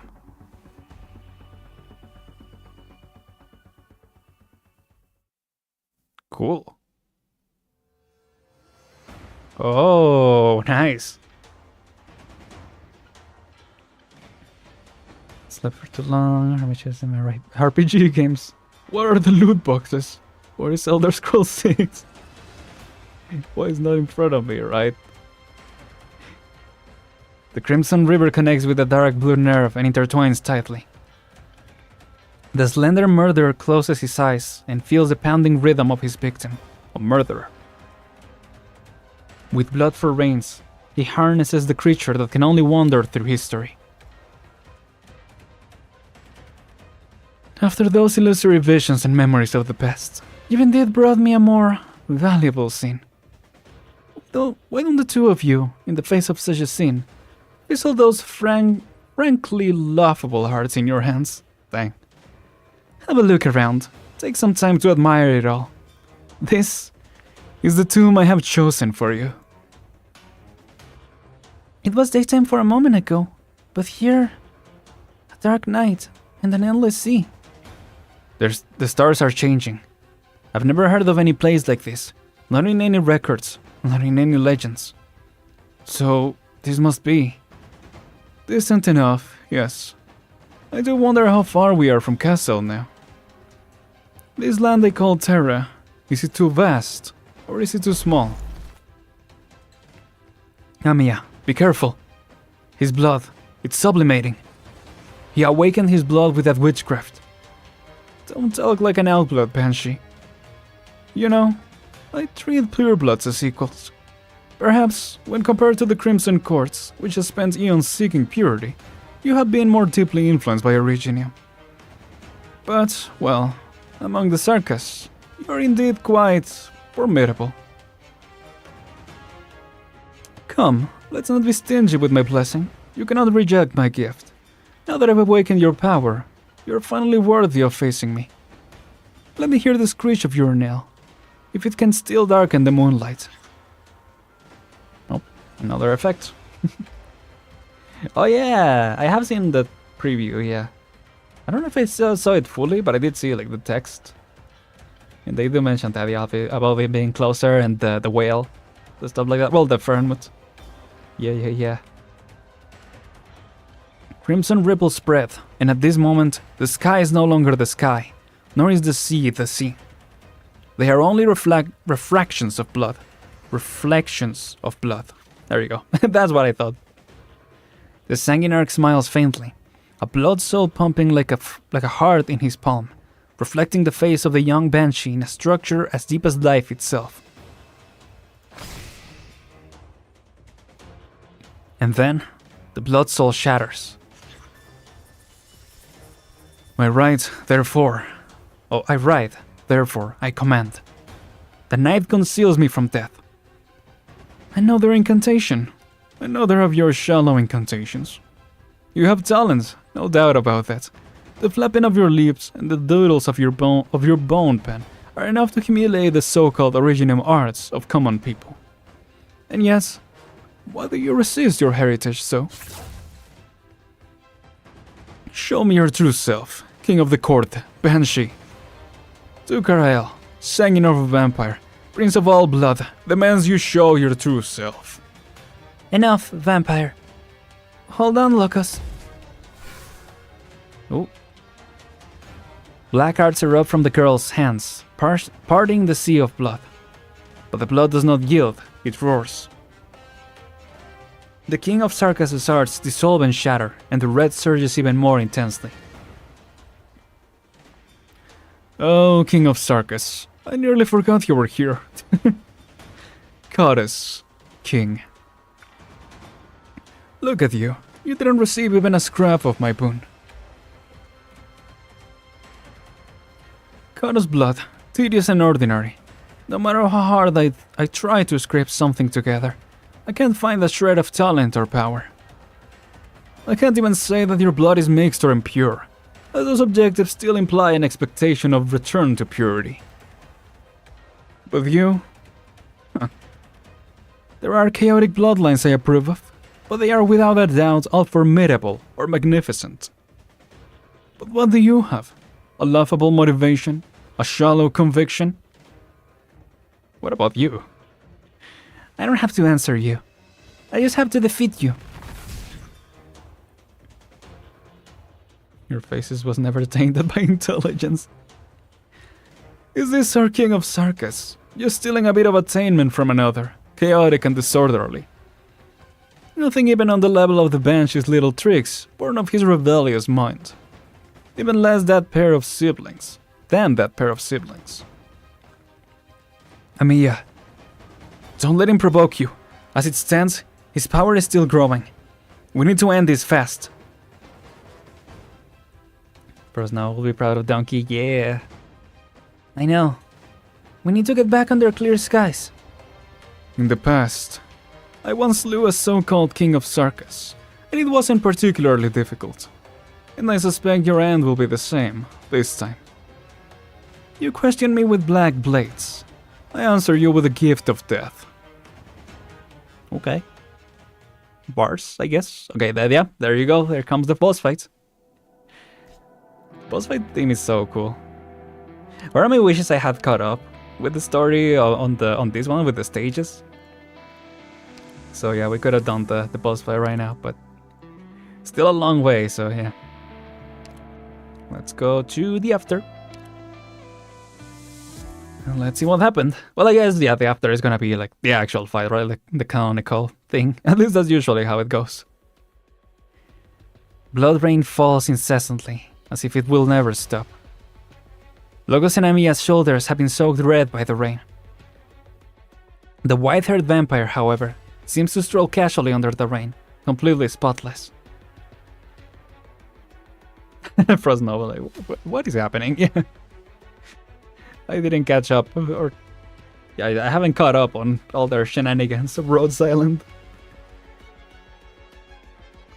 Look at the sorry state of yourselves. Lost in confusion, losing sight of what matters. Even if no one answers your cries, you can't waste the stage you've been given. Don't waste your chance at a grand farewell. I stated, therefore, it is prescribed. The wind and rain cease, deprive of the right to flow. Oh, is that what's gonna fix it? The moment the words are spoken, the blood rain freezes in midair. Cool. Like curtains, like stars, it refracts the sorrow of the sea, the brilliance of the moons. The Sanguinarch squints, seemingly unsurprised by the incantation of the Lord of the Banshees. Rather, it is as if he is appreciating a piece of art drawn between heaven and earth. I mean, it was a long incantation, like he probably guessed it. Probably the first few lines or something. He's like, that's what you're doing, okay. I'ma let you cook. What was I gonna say? It will be cool if they played the actual boss theme in the background here. But this is cool too. You've halted the surging. Impressive. Blood passes at your command. But I am its master. The suspended beads of blood suddenly burst in the air, splattering anything they can reach. Ooh. The nail will decay. The order will wear, no? If you so disdain your noble blood, I might as well extract it and return it to your mother, Banshee. She will play for you a mournful whistle. Amiya. Let's go. The vampire only gives Amiya a momentary opportunity, but it is more than enough. Amiya's palm presses against the vampire's body, sticking blood burning her palm. Sticky blood. I feel like blood isn't really sticky. Is this your blood? Heated by arts, heated by your talent. But the hot blood I've seen has all been for the sake of resistance, for the sake of life. And those people, their blood is much hotter than yours. Your place mentioned? Black lines burst from Amiya's palm, piercing through the vampire's body. Amiya, fall back! You didn't get his vitals! Oh, how cold, King of Sarkas. A monarch of such little grace you are. Sanguinarch of vampires, Prince of the Crimson Court, your offsprings feel every battlefield the Sarkas touch. You proclaim to them that slaughter and conquest are the ancient traditions of the vampires. You've shaped your court into what it is today. You made the people see all vampires as nothing more than twisted creatures of desire like yourself. But the vampires I know are not like you. They haven't gone mad like you. Oh, I guess he's also referring to vampires, right? They've only managed to conceal their desires, conditioned too deeply by this age in which they have no home. I'm assuming it was two, like with two O's, but yeah. That'll make a little more sense. Some choose to bow down to the invaders, and I pity them. No, that's not it. How do you interpret the blood that your court stands for? The sufferings of the Sarkas need no elucidation. All Sarkas, even those who submit to you, inevitably know the taste of blood. Overturned in dark alleys, intercepted in dark forests. Sometimes a throat is cut, sometimes cold daggers are thrust between ribs. It awakens the siblings, who now know the cost of submission, and they come to rebel until they too are covered in the blood of their enemies. How pitiful. Kill or be killed.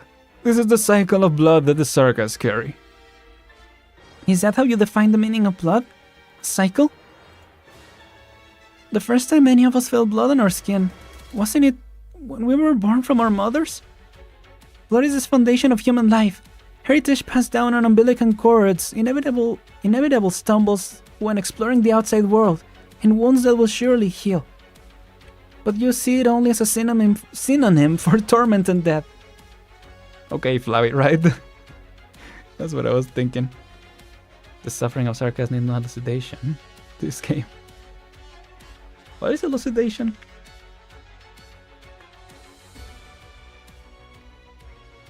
Clarification? I guess I don't fully understand what he means by that.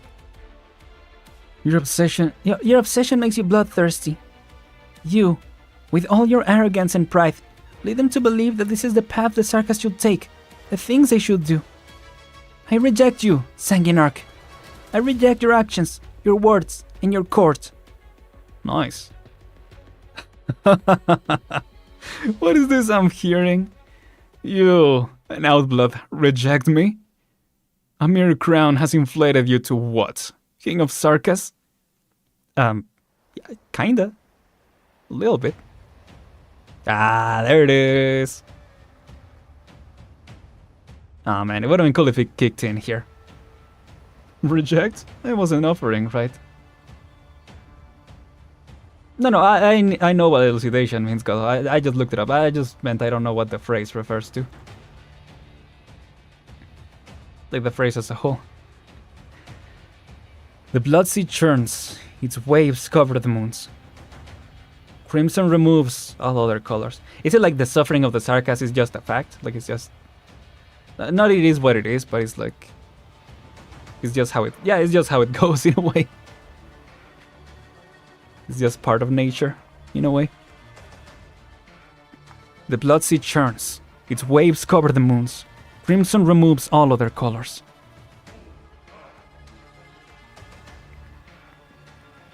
I don't care what I am, nor what I'm called. I only know what I need to do. The prince stops moving for a moment. A voice echoes in his mind. Is this how you manipulate the king's power, goddess? Will you share some profound words? Try to shake me with shallow emotion? You're welcome to try. Shake? No. This is a rejection. The rolling of the waves slows, together with the moonlight. Ooh. I reject you. I reject you. The way you reduce the king, the Sarkas, and Kazdel to concepts of power and tradition. I reject you. How you entrust the future to the past, entrust life to slaughter. Theresa, the king, the chancellor, the leader of Babel, she showed everyone a path. Maybe that path is too idealistic. Maybe her promises won't bear the thousands of years of hatred of the Sarkas. But that's not now. Not your choice. Okay. Gotcha. Yeah, okay. I guess I just needed to think about it a little.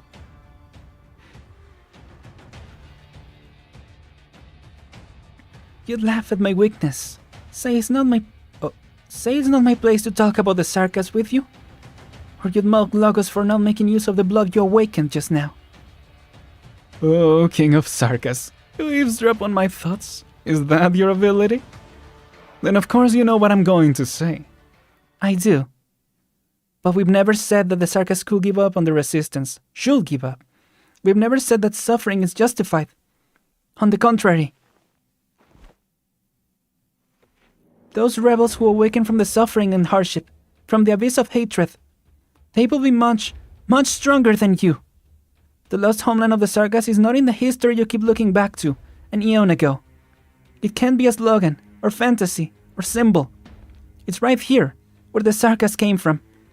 In the city called Castle, where so many real people live. People that you're only condemned to avoid of ideas. You've imagined the present from the past, and the real future can never be born. Ooh, hold on. You imagine the present from the past and the real future can never be born. It's time to stop, vampire. Oh. What the heck?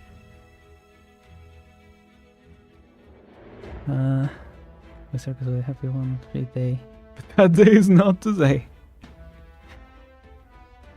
Amiya's ring shatters, sending splinters flying. More budget, yep. Cold anger burns within Amiya as she scrutinizes the enemy before her. She thought her anger would rise, burning like a fire that could scorch the ocean. But no, that's not what's happening.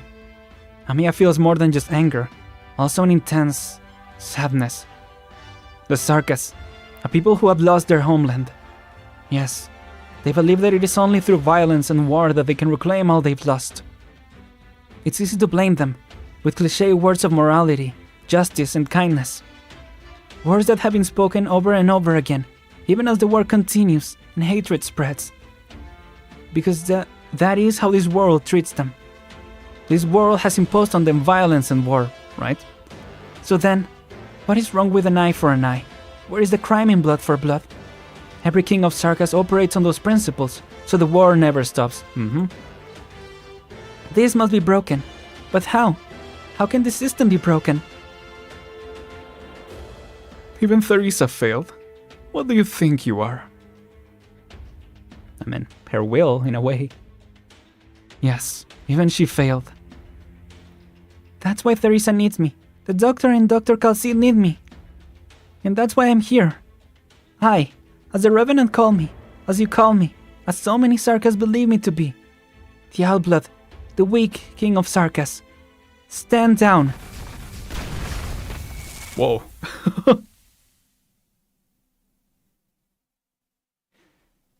We need to stream ambience at some point. Like the concert? I still don't fully understand what that is. Oh, unless you mean the concert.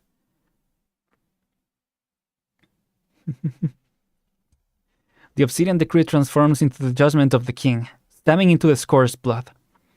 The thick red finally dissipates. Here's the concert. Cool. The vampire takes a few steps back, raising his hand to wipe away the blood that flows from his nose and mouth. And blood.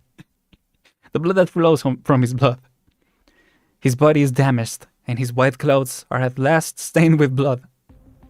Nice. Take that, Leto. You can't fight anymore, Sanguinarch. It's time for this battle to end.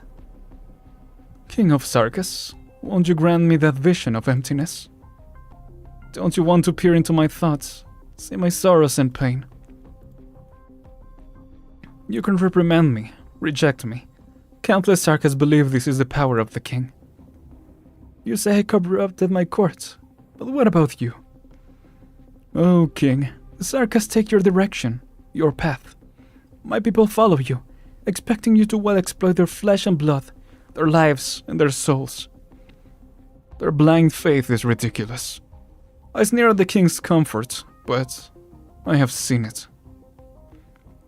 My elder brother was a king of Sarkas.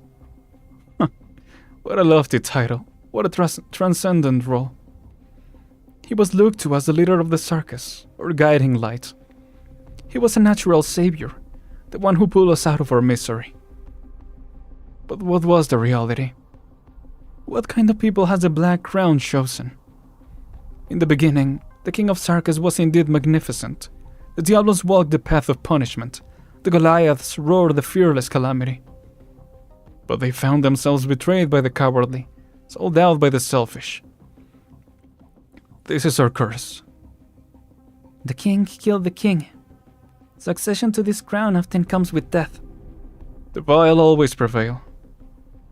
As such, the crown was besmirched by the short-sighted fools. The weak began to appear among the kings. They were narrow-minded, focused on toying with the power they held in their hands. They became no better than the hypocritical lords among the elders and the ancients. The power they stole from the others clouded their vision. The focus of my people's faith turned from fearless warriors to vermin hiding in their palaces. They even forgot the shame borne by this name Sarkas. But the crown continued to make its laughable choices, right up to my brother. I thought surely he will be the hero we had waited for. He, on the other hand, had the audacity to say to me that the Sarkas could no longer afford to continue the war, that it will take generations to rebuild Skazdel. Even the skeleton beneath our feet knows that the castle we should rebuild was never meant to be a city, and that the king of Sarkas should be the one to stand before them all. How can a man like that deserve to hold a single drop of Tika's blood within his body? Do you see it, king of Sarkas? I see. A bloody civil war. The carpets of the palace are soaked red. I see a vampire lying in the arms of another vampire. The legend of the toppled blood prince. He died in a civil war. You're his kin. Did you fight in the war? No. No, of course not. Did I fight? I shattered the crown myself. I remember it like it was yesterday. My hand pierced my chest. The Limpetica's blood danced in my fingertips, finally entering my veins. He turned his head to look at me, grabbing my clothes. The King of Sarkas showed his illusory vision to his murderer before he died. The vision that should have been bestowed as an honor. In the vision, I witnessed peace. As you said, Karas, blood is not synonymous with death. I stood in the valley, watching a quiet village, a doctor laughing as he spoke, stitching up wounds for the injured. An injured man telling the doctor that his quarry was particularly ferocious, but he eventually won out, and the courtyard hangs the freshly harvested beast meat.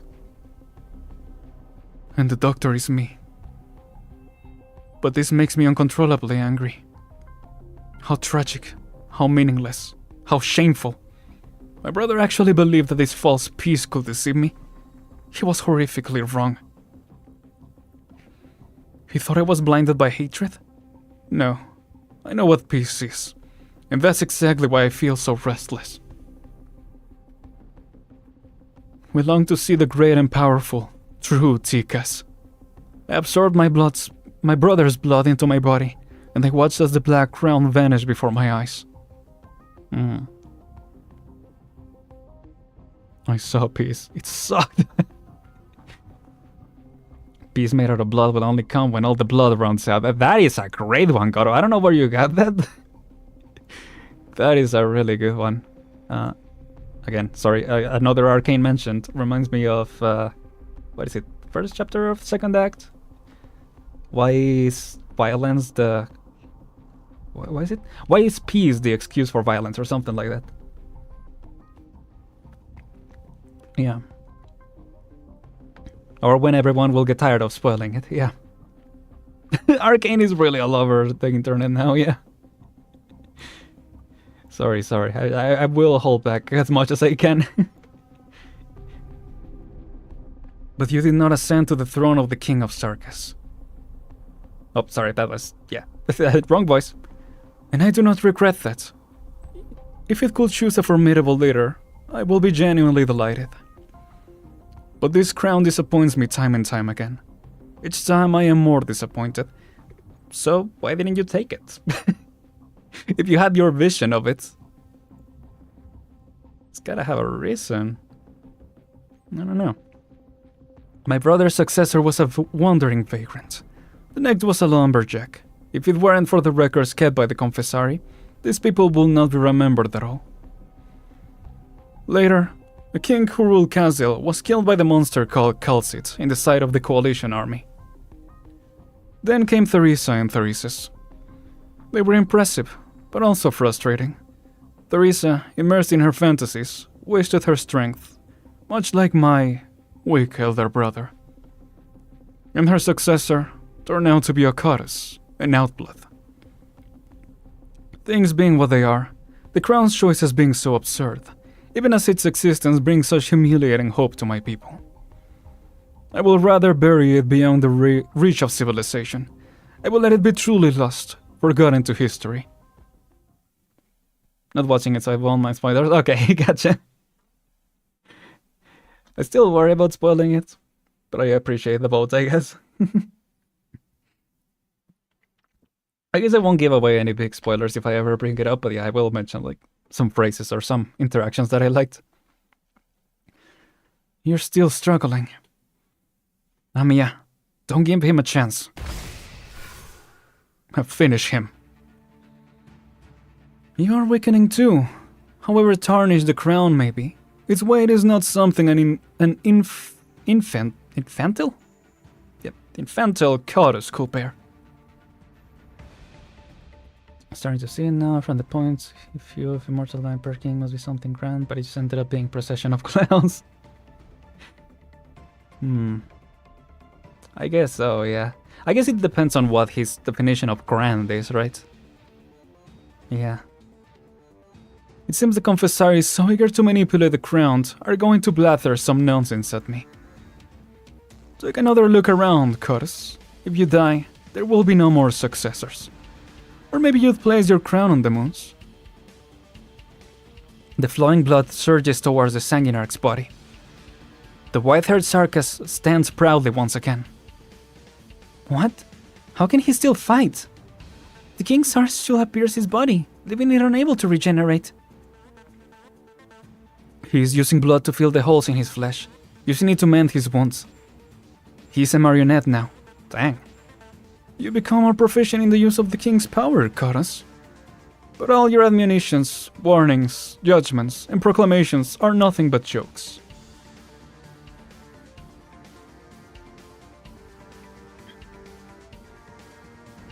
Excuse me. I had a big burp for some reason.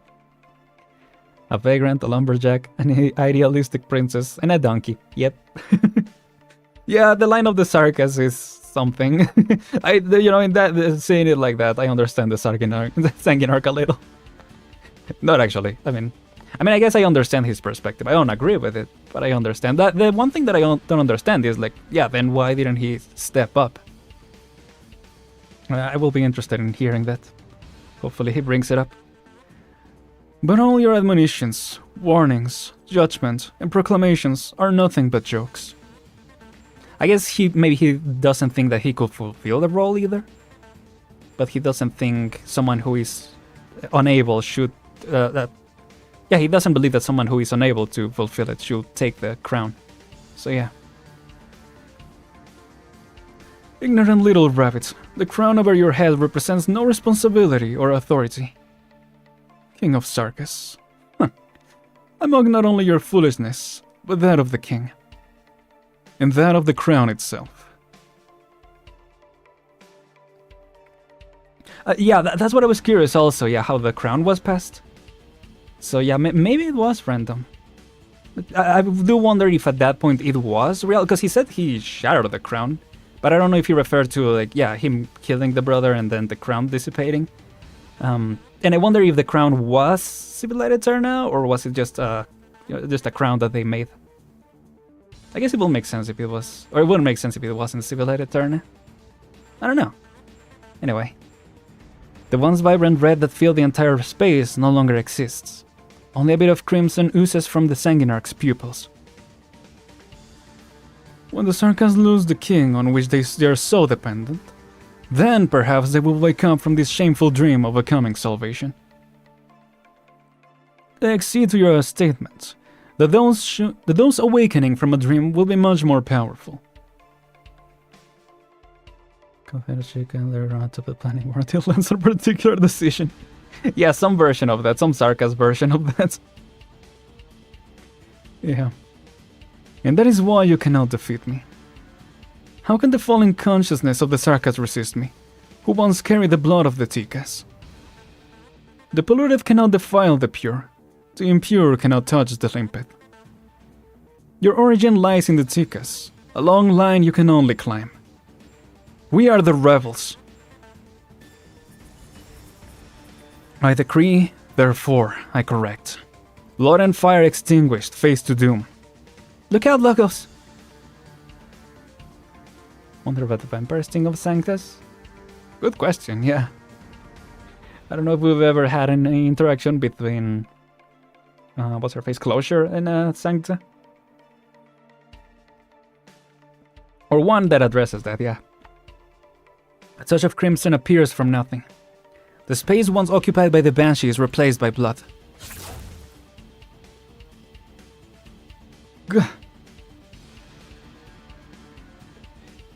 If the permission to civil return can be passed on the king, but the king is dead before the session, it will just pop up on the random dude. Yeah. I mean, yeah, from what he's saying, it sounds like that's the case. That's interesting. His blood, it's affecting me. Several times stronger than those art circles. I guess in a way it makes sense why no one... I mean, I guess Teresa was betrayed. I was gonna say no one, like, betrays the kings, but no, everyone betrays the kings, yeah. But no one betrays the kings to take the crown, because they know, like, the crown won't... it won't go to them if they defeat him. So yeah, they say, you know, they feel like it's no use. Several times stronger than those art circles. Yes, thanks to you, I have also shared my blood here. And therefore, this place is now part of Castel. Who would have thought that as much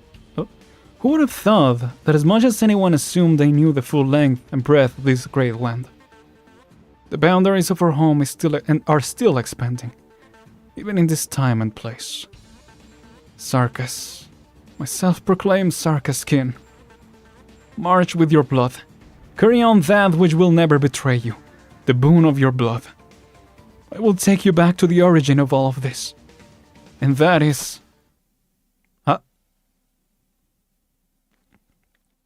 A shadow pierces his chest. Threads of blood holding him together are severed in an instant. You... Let's go, Inez. Sorry, Sarkas boons don't do much for me. This campaign arc might be a reunification of Sarkas and Sancta. If they want to start it, the end of Kaida had made perfect opportunity for it. Ooh, cool. Yeah, with what the Pope is doing. That will be a really cool arc. Hopefully it does lead into that and it's not something completely unrelated like Reunion and now with the Sarkas. It does seem like they're veering more towards this, like the greater conflict, so yeah, it will be cool if it's something like that. Bunny! You aren't Sarkas! Hop to it! Weaken his binds! That's what I'm doing! His arts are even crazier than I imagined. I can barely hear his thoughts anymore. There's only red. All red. I've almost got it! Another outlet. An unexpected development. The scent of your blood. Your Caprine. Such a dull disguise. Let's have your blood suffocate you. God. Do you think such crude arts could let you kill a king of the Sarkas royal court? Of course not. A heavy sword points directly at the Sanguinarch's head. You can't call something as cliché as slaughter an awakening, Sanguinarch. You're still wandering in hatred and destruction. You've never left the abyss. You're the ones who are still sleeping. Vile traitors. King of Sarkas. Now! Before he recovers, knock him off the skeleton. So he can take the blood from the Fernwood. An elegy begins to play. The wailing of the banshee weaves into a mournful melody, and the waves beneath his feet sing a solemn song. A steady male voice harmonizes with the sound of the bells, with moonlight as his prosy. Oh. The bone whistle sounds itself before it is played. Its distant howl, traversing time itself, strikes the Crimson Court. The moment I took my throne, the nails were already tied to my faith. None of us can escape. But what the elegy mourns will not be your corpse. It will be all your connections. All our connections? Yeah. The Sanguinarch continues to struggle, blood gushing from his fingertips, like claws, carving deep scratches into the bleached skull of the Fernwood. His body disintegrates into the dirge, only to reform in blood. He is the icon of blood, and as long as there is blood, he will continue to fight. I will not... Banshee? Amiya, join me. This is so funny, sorry, like the fact that he's... Imagine starting to get like beat up and someone starts playing an elegy for you. Like, nah, you're dead, you're dead, R.I.P. Riboso. Explore the strings of the elegy. Seek out the origin of the banshee. Look at me. Look at the whales you once covered your ears to avoid. We must end them here. I'll try. The banshee's song echoes again, and the ancient nails seem to materialize, deterring the creeping blood. The vampire still rises. After a moment, a rather tender feminine voice joins the harmonic dirge. Oh, cool. A proclamation of death? A sentence of rejection? No, not only. The melody carries a kind of timidity and lingering sadness. When it starts before the episode ends, yeah, there you go. As the blood cools, the moonlight changes. The hatred of the Sarkas is not unreasonable, and the vampire's vengeance is not unreasonable. However, this is by no means the promised future. Can the survivors have a future on scorched earth? No. What do those siblings actually see? Banshee, listen! You have still accepted your blood. My boon. You have not yet defeated yourself. Whoa. What echoes here is no longer an elegy. It is only a sigh. A sigh that makes him uneasy. The heat of the explosion and the weight of the sword make the Sanguinarch feel powerless for the first time. He looks at the small, ever so small King of Sarkas. He looks at that chorus, so inferior to the Sarkas. He looks at the black crown, such a meaningless curse. The history and illusion he trampled on, the bloodline and inheritance, the revenge and unraveled power, all suddenly disappear. He feels a void beneath his feet. A figure in white falls from the skeleton. What? Whoa. See ya. Ridiculous. Even the myriad souls mock me. Lord of the Banshees and King of Sarkas. You keep the deserters around who ignore the past, and in the end, you don't even dare to act yourselves. Oh, the vile always prevail. This is indeed our curse. The Outblood King has executed me. The King of Sarkas resounds with the nails, but you don't know how strong the ties of blood are. You try to judge. You... In the end, you did use the power within your blood. Two elegiac singers offered me a dirge at the same time.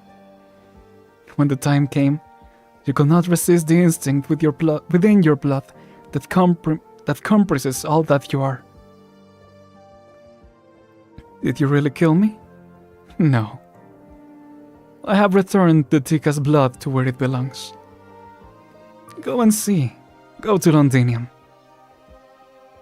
I'll be waiting for you behind the curtain of ruin. Another deathless legend dies, yeah.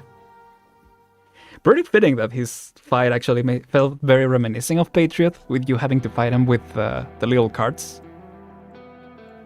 Yeah, that's cool. Oh, I guess the hell stage is unlocked from this, so yeah. I was curious if probably like the hell stage of him probably doesn't have the cards, right? You just gotta survive or something. That'll make sense. But let's see. Disaster coalesces. Hardships converge. Disaster is nigh. Okay. Let's see. I'm not owned. I'm not owned. I'm not owned. Yeah. Nuh-uh. Nuh-uh. Just falling like that. Muffled voice. Why should I help you, Sarkas? Do you think you saved me? I didn't die. Though that doesn't even matter. This shell is merely a plaything I abandoned long ago. Besides, aren't the Sarkas the ones hunting me down? How much history have you seen? All that I have experienced. Rumors say that you will divulge a piece of truth, or hint at an omen. You tiny little creatures treat my drifting ripples as hallucinations, while indulging in them. And yet you harbor resent? After I was divided up by those lunatics, there's even a fallen angel carrying a part of me around, and what I've seen and heard since he's actually gotten more interesting. Oh, what? On the contrary, what makes me feel absolute boredom are these so-called bulky histories and profound topics. Sorry, hit the mic. Absolute boredom. You're not wrong on that. History always repeats itself on this land. Looking at the past is now a means of looking towards the future. And so, I have actually become a prophet in this life of mine. If you can still count my current form as the same life as before, I'd never thought of having such an identity. Then, are you looking for a new conclusion? Just how old do you think I am, you little rascal? There won't be any new conclusions to draw, with the way all of you look like now. Yes, something strange has happened to these decrepit bones of mine. A rabbit wears a circus crown, and she, together with a male banshee, are fighting. Fighting a vampire on top of my head. Of course, there's that sheep playing with shadows who hangs out with you too. Are these new to me? A little, perhaps. But you can't win. You seem so sure.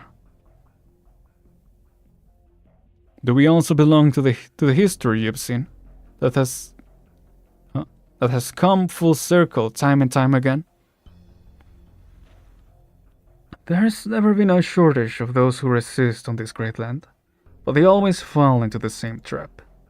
Besides, I understand that vampire's tricks. He was the one who peeled off my skin back then. Let's have a wager, Vernmouth. This strange bunch of people, Caudus, Capernae, Banshee, Circus, they'll triumph over the vampire that tried to hunt you. Are you trying to win my favor? Do you think I look at you differently for helping me? I couldn't care any less about that. But what are you putting on the table? If we win, you lend us your help and bring us back to where we came from. And if you lose? We'll all be dead by that point. You're making an empty offer, little thing. I accept. You got me. I'm in. Yeah, they had to use the blood. You really are easy to talk over. No, it's because I know that all you have are just the waves I toss up, that will come to a still in the blink of an eye. So I might as well spare a little effort and raise my highlights a little. Yeah, exactly. Your deal sucks. I'm in. You have indeed won, by a minuscule move. But the bet is far from over. Did you really win? Did you triumph over the enmity, slaughter, and blood that vampire represents? Why don't we expand our wager by a little? I'll bring all of you back. And then continue to wait for you in the cycles of history.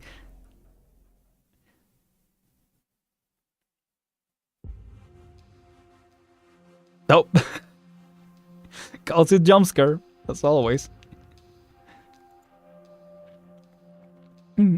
How long have they been gone? 3 hours and 14 minutes. I'm really worried about them. And a Sanguinarch can bleed and die, right? You should trust them. It's all we can do. Oh, Pisces, I forgot about you, to be honest. We're all done with our combat mission too. Our losses aren't light. Their forces here are indeed well trained.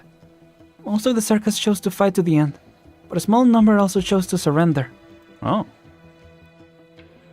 You can hand them over to W's mercenary squad. Will you execute them? I'm just gonna stay silent. It seems that you want me to make my own decision. Yeah, that's what I was thinking. But I refuse to let them die so simply just like that. Perhaps it's difficult to put them on trial during wartime. It's definitely a difficult task to judge just how much blood is in the hands of every terror-stricken circus who laid down their arms. But if we act just like they do, then we'll be no different than them. Sure, yeah. Vina, I'd like to take on the responsibility of investigating the crimes committed by the circus prisoners of war. I don't know. I have a professional covert intelligence background too, so I'm well versed in the ways to get them to talk. I know what you're worried about. Take them to W squad. No, please just execute us, yeah. That's why I was like, I just let you choose, yeah. No, I'm not. I'll leave it to you. Alright. I won't let a single drop of blood go unaccounted for. Oh. Prepare for battle. The Fernwood will be back soon. Monster, stand by. There's no way we can be sure who will be on this return trip. Oh, welcome back. The giant skeleton finally reappears. The torrents of time seem to have washed away any trace of battle, and it hovers in the air, no different than it was at any other point of time. Cool. What the heck? Monster! Hey, let go of me, you damn... seems like that old hag's awake. Think you got her backing... What? Think you got her backing you up now? That's my last grenade, so bite onto it tight, you little freak.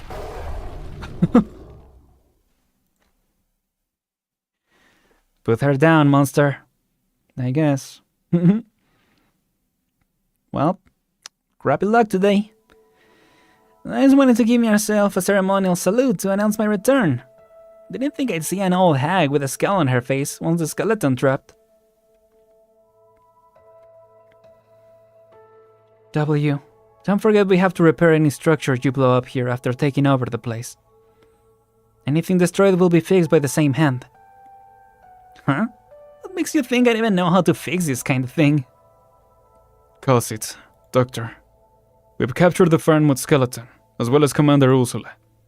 The rest of the skeleton garrison have been eliminated. Oh, hello. So you're the damn Calcit. I've heard so much about you. You're one of the Scar Market's people. You know every little thing that's happened in Castle, clearly. Even from somewhere as far as Victoria. Seems like those old guys weren't lying. I'll have a talk with those old guys, as you call them.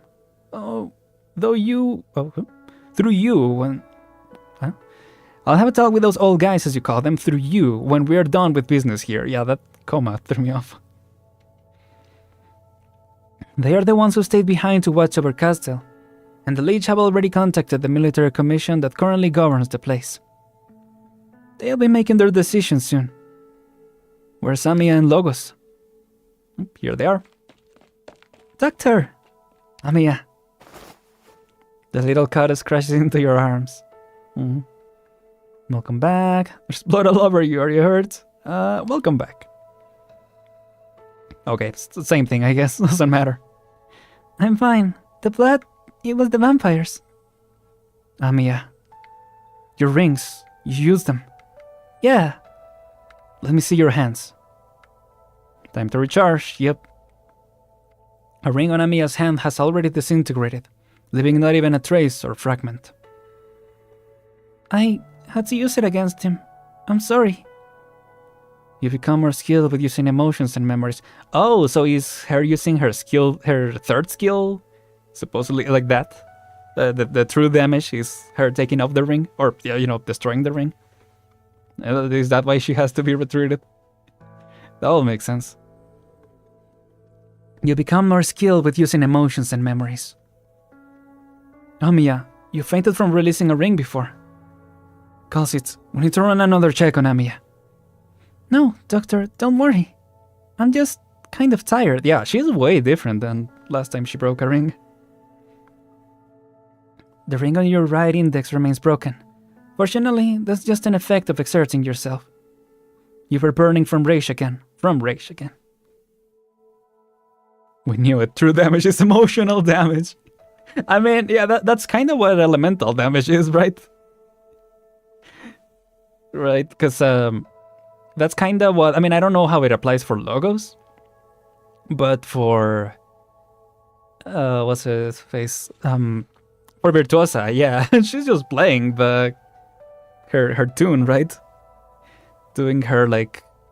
empathy... No, not empathy. Like, whatever the opposite of empathy is. Yeah, like the revealing... Well, not the opposite, but, you know, they're revealing people's minds and all that. It's kind of an emotional damage, right? So, yeah. Me? Angry? I thought I'd be angry at the Sanguinarch of vampires for slaughtering so many people. But he was actually kind of a chill guy, no? But what I felt was not just that. Hero is this skull revealing. Okay, yeah, straight up, yeah. I mean, he's never angry. At most, he's angry, yeah. So true. There was also sadness. Yeah, that makes sense. Sadness. Calcit pauses briefly, and a pair of pink eyes, always hiding sadness within, flashes through her memory. A few seconds after, she comes to her senses and takes a second look at Amiya's fingers. These rings are meant to help you adapt to the Lord of Fiend's power and the surge of emotions that come with it. Another ring has cracked. Perhaps we can do nothing but to witness these wounds open again and again. Please don't worry, Dr. Calcit. No matter who I've faced, or who I will face next, I won't fall before they do. The Sanguinarch of vampires fell into some place we don't know about. His court still remains, but no longer poses a threat to us. However, we failed to prevent the curse from being cast. It's coming from Londinium. What's happening over there? The Self-Salvation Corps originally believed that cutting off the supply line would be a way to end the war. But things have changed. The war will not last for much longer. This war will not last, yeah. We need to hurry over. This skeleton might be able to become a new stronghold, or an unprecedented means of transport. Hopefully, it can be put to good use. Yo, that'd be dope. The decisive battle is right before us. The Sarkas cannot be the culprits of the next calamity.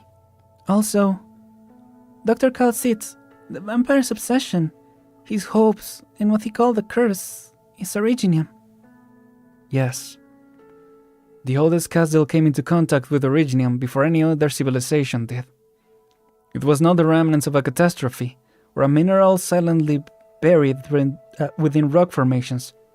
It was a hunk of Originium from antiquity. And it birthed the oldest witchcraft, and the most ancient of infected. If the vampire really knew of this fact, and developed his obsession from that, thinking it could grant him power, then it won't just be Londinium's fate that will be determined next.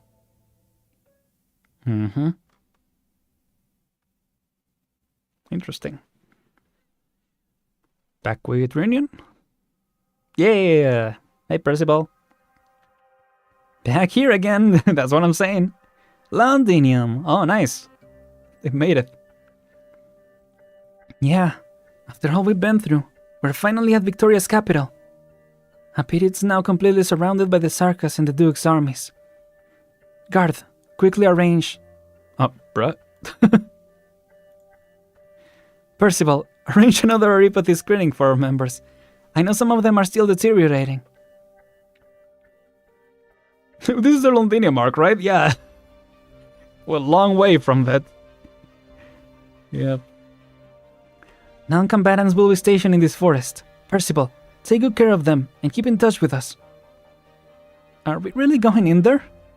The infected will be everywhere throughout the city, no matter how the war ends. Sarkas or Victorian, soldiers or nobles, and even farmers, workers, traders, they won't be able to judge their own identity so quickly. Perhaps they won't even realize it until peace returns and they're once again marginalized, and then it hits them. I was reminded of this because of what happened to Garth. But no matter. We have to let every infected on this land know that our flag flies high once again. And more importantly, what it stands for. When they become prisoners again, they will think of our flag as they realize the justice on this land must be won through struggle. What's the plan? We'll split up. It won't happen overnight. Other people can handle the task of eradicating the disease, but we'll make sure oppression will no longer be tolerated. We'll need to directly demonstrate this with our strength. In Victoria, we need to at the very least 9. There's fire on the other side of the hill, 100 or 200 meters away at most. It's glowing an unnatural hue. Ooh. Guard arrange perimeter, mates, cover signs, minister arrange the All right, Percival, you do all that, right? Yeah, Percival. How long has it been since the scouting team last replied us? Huh? Let me go check. Yeah, it's been longer than our estimations, but this isn't the first time our comms equipment are just junk after all. I'll go ask Red. No, not Red also. Tallulah stares at the flames. There is no reason or omen, only a strong feeling. Yeah, it sounds like Reunion versus Dublin. She smells the stench of death cast by the firelight. What the firelight casts? Oh. Yeah, this feels like it could have happened a long time ago. You know, if the Dublin conflict was the main thing. Or that it was bound to like this was bound to happen regardless, so it's cool to see. I didn't know your highness will be here in person. This is only a trifling swarm of infected with weapons. Weak and pitiable people forced to unite and fight. Even if there is a surviving Draco among them? We'll confirm her identity and handle everything on your behalf. I'm not blaming you, of course. Have the scouts located the target? Yes, it's consistent with our intel. However, with all due respect, why do we have to be so concerned about her this much? Even if she has the Red Dragon's blood, her identity will only pose a slight detriment to our claim. But if her intel is accurate, her current identity is that of an infected. So what does she mean to... An infected? Don't we know another infected Draco as well? My sister will soon return to my side. Just think of it as eliminating some unnecessary variables to nourish the soil between us. We can... A Draco. I've never come into contact with a Draco outside of family before. All of you, wait here. Tallulah. I like Tallulah. She would 100% wreck, to be honest. I get, yeah, full power to Tallulah for sure. I don't know if this Tallulah, like, she hasn't fought in a while. But, I mean, she still has power, right? Like, she's still powerful. So, yeah. I shall take a look myself. I think defensive-wise, Evelana might be a little stronger, but, like, defensive-wise, like, attack-wise, I think Tallulah could still break through. I don't know, I'm not a power scaler, so I don't know. We're not infected. Oh, same guy as before. No. Careful. Oh, this is the one that we saw. Yeah, I got confused because in the Leto story before, like this another guy of this showed up, another NPC exactly like this. So that threw me off. But no, we had seen him before with the infected, right? Thank you. This swamp is miserable to wade through. Yeah. Our supplies are low, and people aren't getting enough to eat. We haven't been able to get any decent medication either. Do you need my help? No, thank you. I walked all the way from Ursus, and this isn't so different from back then. Tallulah's footsteps slow down. The group slowly marches next to her through the shrubs and reeds. The rustling sounds are quieter than silence itself. What is it? 9. Can you release these restraints? And your arts too. You should be well aware that you're not allowed to use your Originium arts. These are your yoke and feathers. You are Tallulah the hero, only went before our Victorian compatriots. I'm not a hero, or anything like that. I just don't want history to repeat itself because of me. She does not finish her sentence. Oh, here it is. Flames of death ignite from the depths of the swamp, encircling the group in their confusion. What's going on? Where did this fire come from? All units on alert. What is that? Oh. An ominous deep purple climbs up Nine's body before she can finish speaking, engulfing her in death instantly. Cold flames of death swallow everything. Wait, what? Wait, what? Reunion infected. Another group of pitiable people fighting against their pitiable fate. The nations powerful, magnificent, and yet completely unaware they're involved in another lamentable conspiracy. Draco and Aslan, Red Dragon and Lion. You people who rose up from Ursus were actually led to where you stand today by a descendant of the Red Dragon, who will ultimately bring about your demise.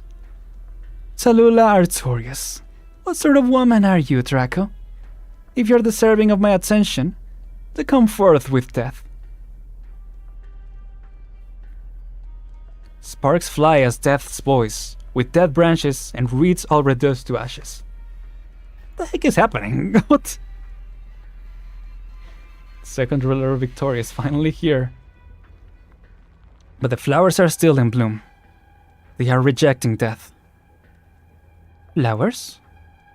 Oh, to think there would even be flowers that can withstand my flames. Ah, that's what the fire was. Or the flowers, yes. The flower flowers. 9. Oh, there she is. Yeah, there you go. Oh, what a bait. What a bait. They actually pulled it off. You got me.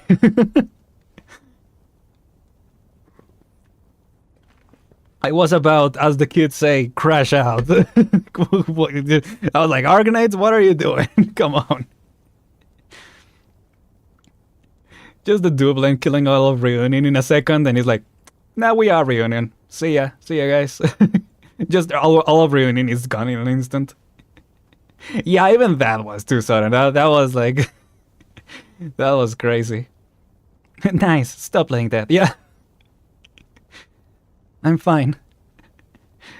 That's gonna be fun to see in the anime. Especially, obviously for people who don't know the story.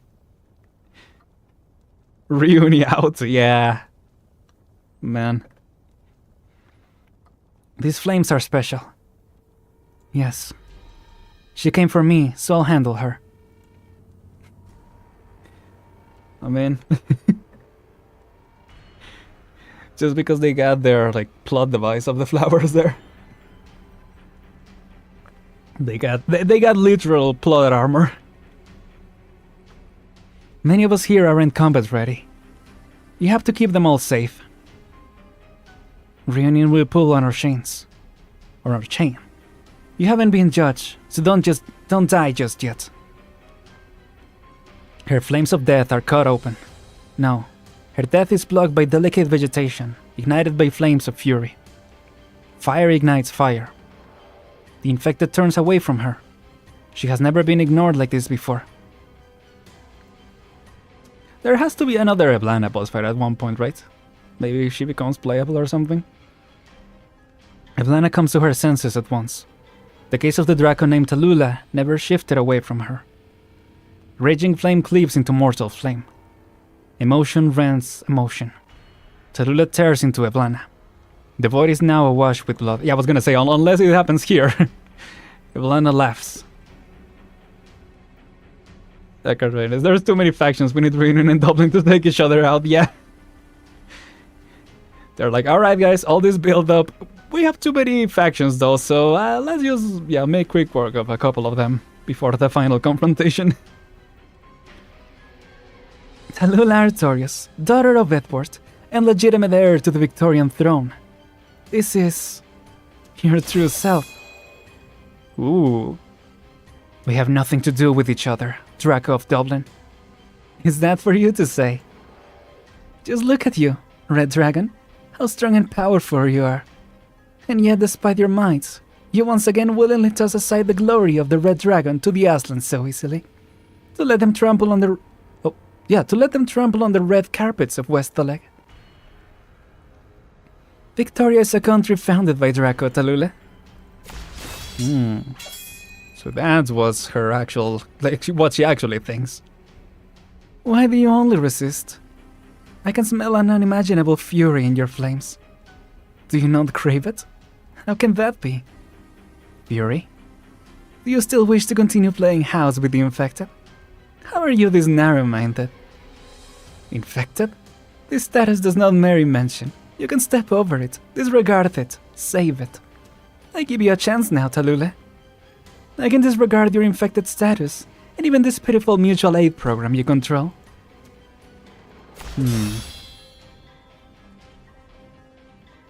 But only for her, I'm assuming. Your flames move me, Talule. Stand with me, and I pledge that everything you desire shall be realized into reality. Come to my side, submit to me, and Tara shall stand together with you. Careers hold no conflict with each other at all. Both you and this infected movement of yours need an end more powerful and prosperous than this. Are you finished speaking? That's what I'm saying.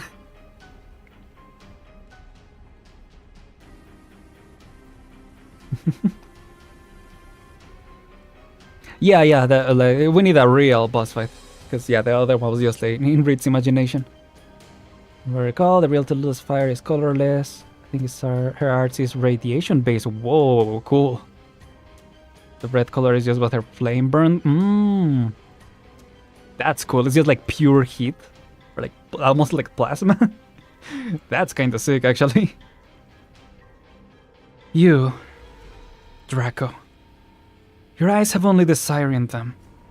A desire to free Tara, exact revenge on Victoria, fulfill your own desires, or perhaps you have yet to even grasp what exactly lies in the depths of your desires. Fury, it's true, and I won't deny it. And that's why. Come any closer, and my flames will consume you whole. You were right, Godo. Like, true damage is emotional damage. Fire. Fury.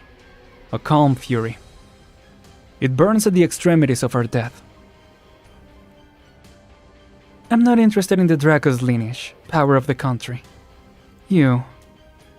Do you lead the Terran's resistance with such a narrow-sighted desire in ideals? If so, then perhaps it's better if I just cut you down, here and now. Truly a pity. Not interested in lineage, power, nor country. Our history is summarized. An imaginary crown, an instigated resistance. Well said. This also sounds like sarcasm. What? This is so weird. Anyway. Perhaps I don't know what's going on. Or could it be... Do you think I'm indulging myself with my actions? You shall be my most powerful vassal. Though my other subjects are eager for me to kill any other living Draco to uphold my legitimacy.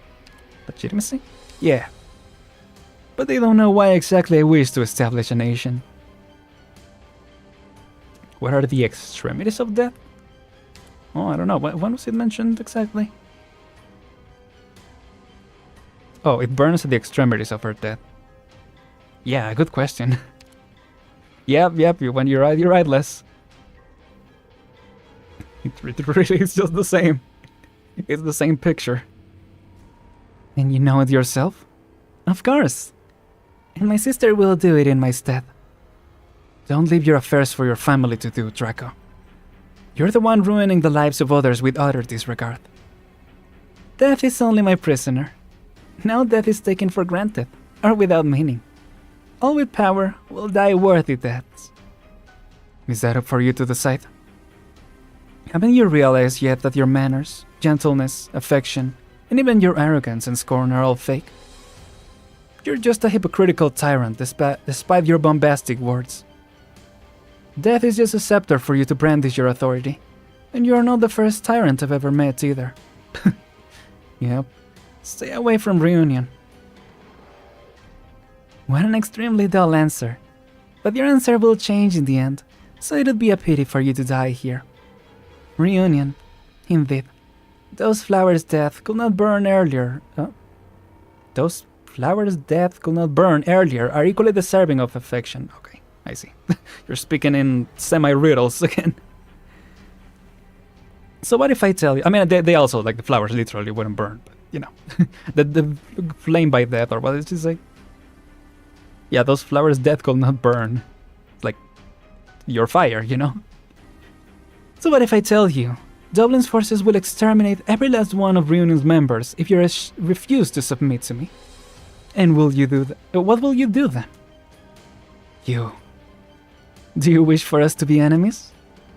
I don't know what happened in the time you spent drifting about Ursus after leaving Victoria, but I can feel it. From your flames, Strong and weak, profound and superficial, angry and remorseful. Don't think he refers to your family, Draco. Right back at you, Draco, right?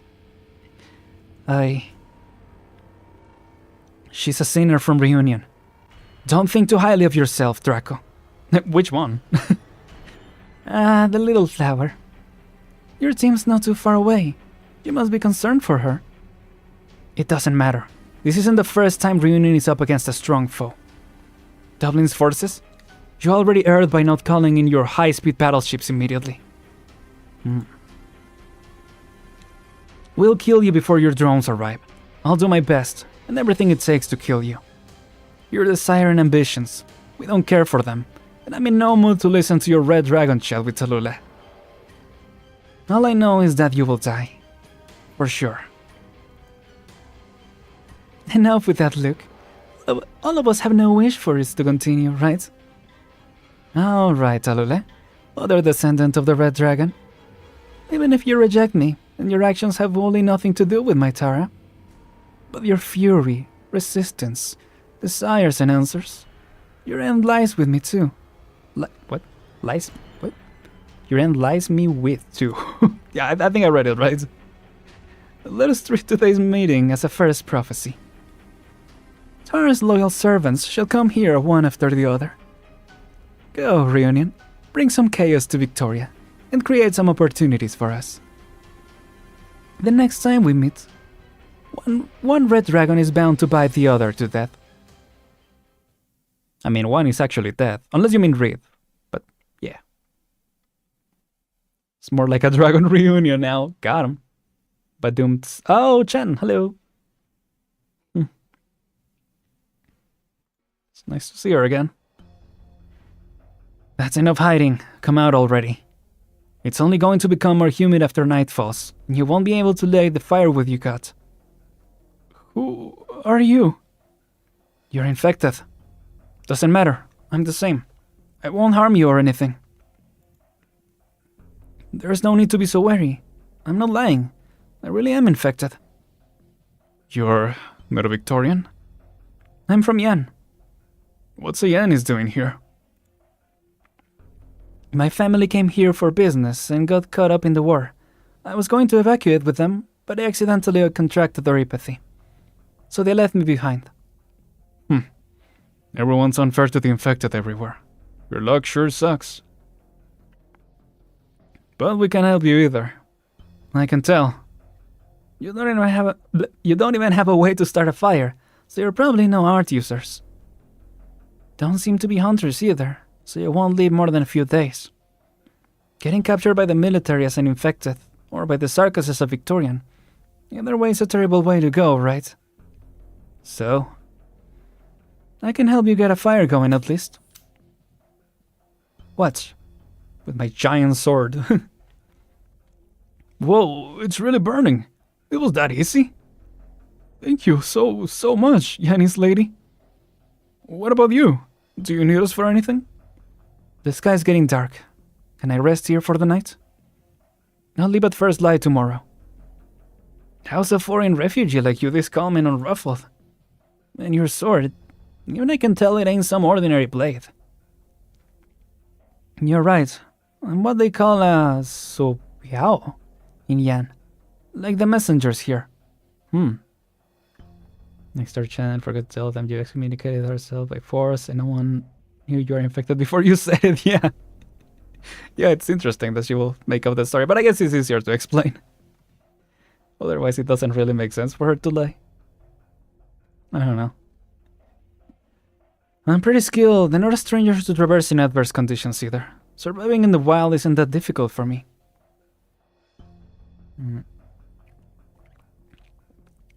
You helped us start a fire. I'll leave it at that.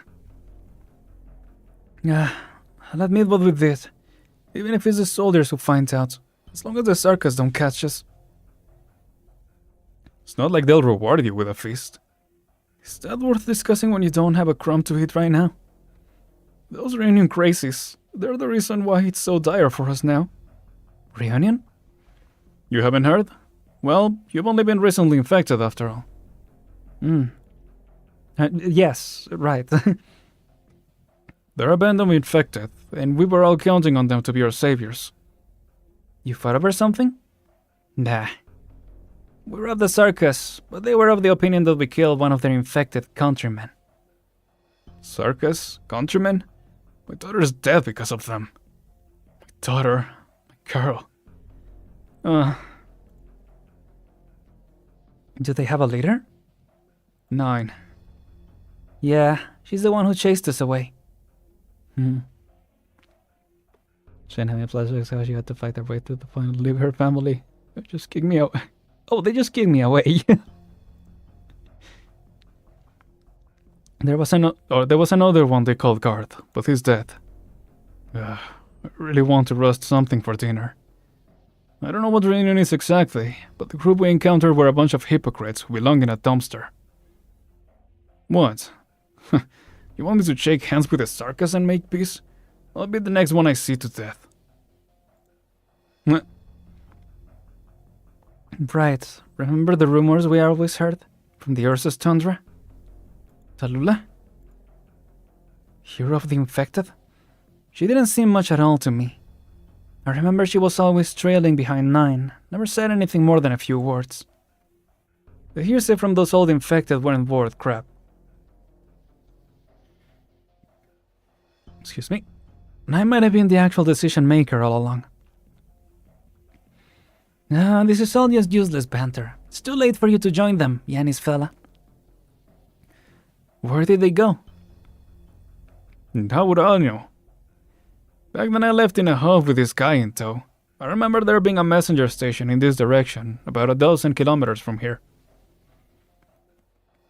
An early rest for us today, then. We have to get back on the road tomorrow. Nope. Continue. Yep. Who this? Ooh. Yeah, Victorians. Nothing unusual to report. Did you hear? The dukes seem to have bumped into each other. Duke Windermere sacrificed herself, and the other lords can no longer sit still either. The Madam's legendary tale is still in my mobile terminal. Legends are useless now. But do you know who was keeping watch there at Shad Lake before we took command? I thought the circus seized this place long ago. Could they have been stragglers from some army? Maybe it's the Londinium Citizen Self-Salvation Corps. Rumors abound that they are still active. That's ace. They managed to send up to Sarkas even though there's no decent equipment to be found here. Yeah, there's definitely veterans roaming about the country who can take on 100 alone. Right? No way they're just some local thugs or worker riffraff. Riffraff. The scouts sent their intel. Basically, it was pretty much as the commander predicted, which was impossible to predict. Send it to the tent. I can't make heads or tails of it either. The circus army's methods are just too unconventional. Sure. Wait. The scouts say they detected a strange squad identification code. Want to report it together? The Exemplars. Isn't that the name from the War of the Four Nations? What am I supposed to tell them? Or scouts saw a specter? Nope. Hello, bagpipe. The Exemplars. Know anything about them? No. I'm from the Duke of Five's 4th Infantry Battalion. That's no longer important. Aye, you're just an infected now, and I'm basically a deserter. We're both in a wee bit of a pickle, aren't we? Didn't think I'd have to be so overcautious here in Catholic. Bagpipe, I can't find this funny at all. Catholic's now under the army's jurisdiction. So are we. I'm sure you have no clue how enchanting the hay piles are this time of year. I want to celebrate with me army chums back home too. But I can't expose myself so easily like that. They treat deserters no better than foul beasts and the chopping block for dinner on the chopping block. You're a good one, miss. I'm sure you can sort this misunderstanding out. Tell me that a year back. Oh, tell me that a year back, and I might have believed you. The Exemplars. Ain't that the Tempest Platoon's former name? Oh, she catching on. Who we seeing now? Oh. Still following me? You seem strong, and we haven't eaten at all the past 2 days. We're all fellow infected, aren't we? We'll travel together for a while now. You might be able to see the station you mentioned after this hillside. Or maybe it's been smashed to bits. Wait. Look over there. People, right? Right.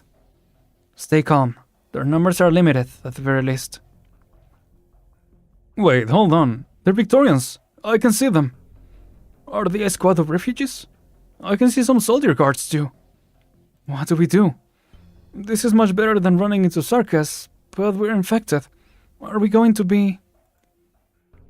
The infected already abandoned us, so we might as well ask them for food and starve to death out here. Besides, think about it. How many people are going to emerge from this war with our apathy? Surely they'll let us live somehow. Of course, definitely. For sure. I'm sure they will. Me for real. I'll go take a look. That should you... Hey! Yeah, what the heck? Heavens, what's going to happen if the soldiers do turn hostile? And, you're a Yanis. What if... I think you can ease up on the anxiety. Look, they seem to be getting along well. Huh? It really does look like it. He's waving. I'll go over. Oh, is it the Exemplars? Shen watches the two infected mingle with their compatriots. Vigilance, talking, casual chatting. Soon, someone puts their arm on their shoulders, and their cheery chatter reaches Chen's ears. Chen stays at their spot for a long time. Never before seen levels of copium. Yeah, I mean, yeah, some form of compromise should be made. It's just, I don't know if they would. They have made that compromise at this point. Unless, again, they are like the Exemplars or some of the factions. Yeah, and his lady. I talked with them. We got trouble together. Huh? Where did you go? Oh, you just left them with them? You beat a circus to death? Hell yeah, you're our heroes.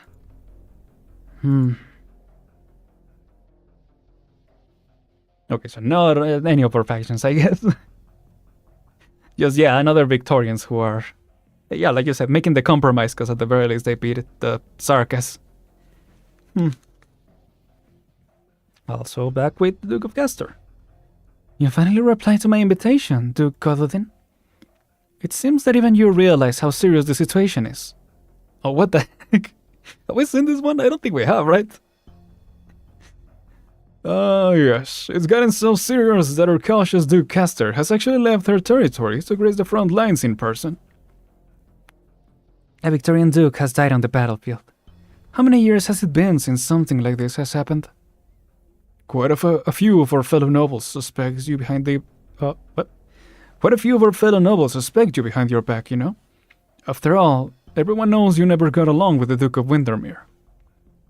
That stubborn Windermere will never support your little plot to take over Londinium. But I know it wouldn't be you. You welcome any loss she suffers, even if they were major. But now, your problems have only increased with her death. In fact, all of us here have attracted a big problem. Yeah, that is interesting. There are rumors from outside that the young Duke Gododin today is obsessed with notions of romance and lacks the wisdom and wits of his house. It seems that our country has become so weak that we've exhausted our ability to understand people. Don't flatter me. I'm only disinclined to care about other matters, yours included. Alas, why does this war compel us to face our responsibilities? All I can do is to walk out of the winery and throw myself down at the table of today. And for this end, I've even brought a friend. It was not easy to bring him off his high-speed battleship. Nope, hello. To think the Duke of Wellington will grace us with his presence. My time grows short. I hear you met with some troubles in the front line. The Nexerar King is not an easy enemy to deal with. No more than just a circus. You must take care of yourself. After all, you're already... I'm not at the age where I need you to tell me how old I am. Really? The stalemate on the front line will soon end, and Windermere's defeat will have a minimal impact on the war situation. We will be able to retake the front lines in no time. Your valiant march onwards has caused the ducal armies to clash with the Circus military on all fronts. It's not enough. We must execute an effective offensive, then continue the defending or fragmented defenses to win this war. Our counterattack must begin. I agree. A rare sight to see the two of you in agreement. Londinium is now officially declared to be under the Sarkas occupation. This means they no longer have a need to hide. This does not bode well for us at all. My follow-up unit will assemble in 3 days. We suffered some losses in the previous war, but Wellington's warships will still be the first to rush into the storm. I will participate as well, and see to it that the Dukes of Normandy in 5 join our efforts. Abercorn and Ashworth will, of course, also be reasonable people. What an unprecedented sight to behold. The Dukes speeding to Londinium on their battleships to shell the city walls. I hope there won't be a second time. Inform your troops that I will take command in this battle. Naturally. Well then, if you will excuse me, there are many matters waiting for me to handle on the front line. See ya. And just like that, truly a swift and decisive man. I grew up listening to the tales of the Empire's death knell, but I didn't think his hair would actually turn completely white. Forming a military alliance with other dukes used to be an earth-shaking affair. But look at us now. We can't even have a presentable meeting. Judging from his words, he's become a stubborn old man, unwilling to admit his setbacks.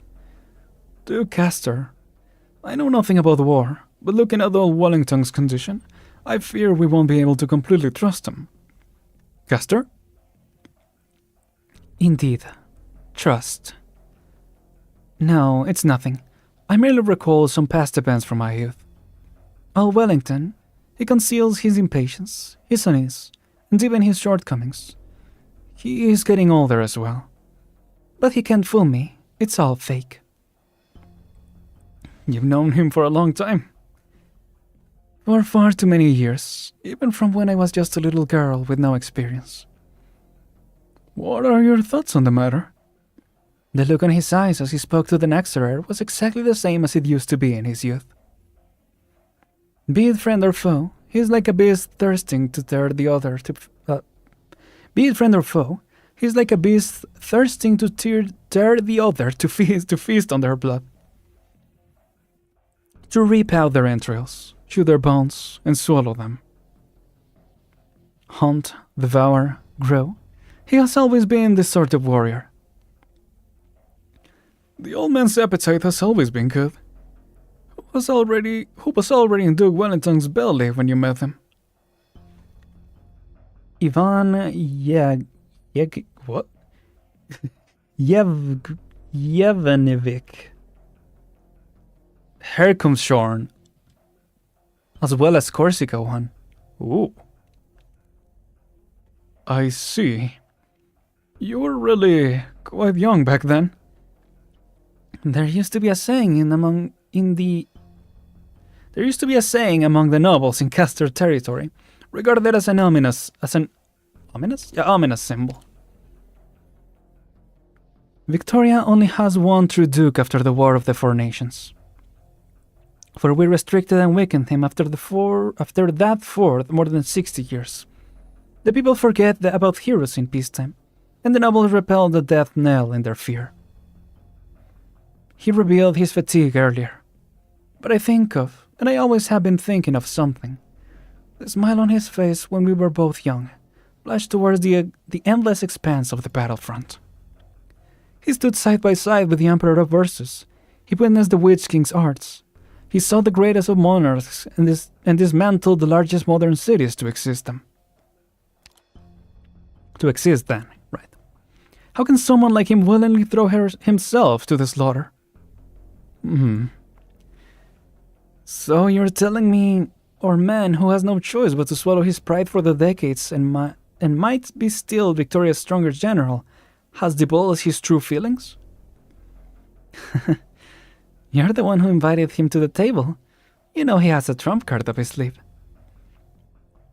I'm feeling a little chilly. The wind outside tonight is rather strong. Chilly? Be sure not to catch a cold, Duke Gododin. Of course not. Please be at ease. Despite what everyone says about me, I really am lazy and will much rather stay in my lovely estate, appreciating the countryside view, than to be on a battleship. But I do like winter. Okay. Winter is coming, type bit. Okay. Hey, closure. Hello. Ah, got it. Ah, right, with the self-salvation corpse. You tinkering with the radio equipment again? Didn't I already tell you multiple times, Closure? Our recent patrols haven't gone far enough to pick up any signals coming from inside Londinium. And I already told you so many times, I'm a road sailing engineer. Look, my equipment is specially made for road sailing communications can now receive signals from other channels after my many modifications. Let's see. I do love winter, but from afar, yeah. Londinium Self-Salvation Corps broadcast. Repeat. Commander Clavicia and the other members who have not left are still fighting. Repeat, we need backup. She created Facebook. Commander Clavicia, I know she and the others were fine. We need to hurry up and tell everyone about this. Great. They're all right, and I'm done debugging this tool in my hand. Wait, there's another message from the Road Silent channel. It can't be. What happened? Excuse me? What happened to Blaze and the rest with her? And what's with all the regular infected...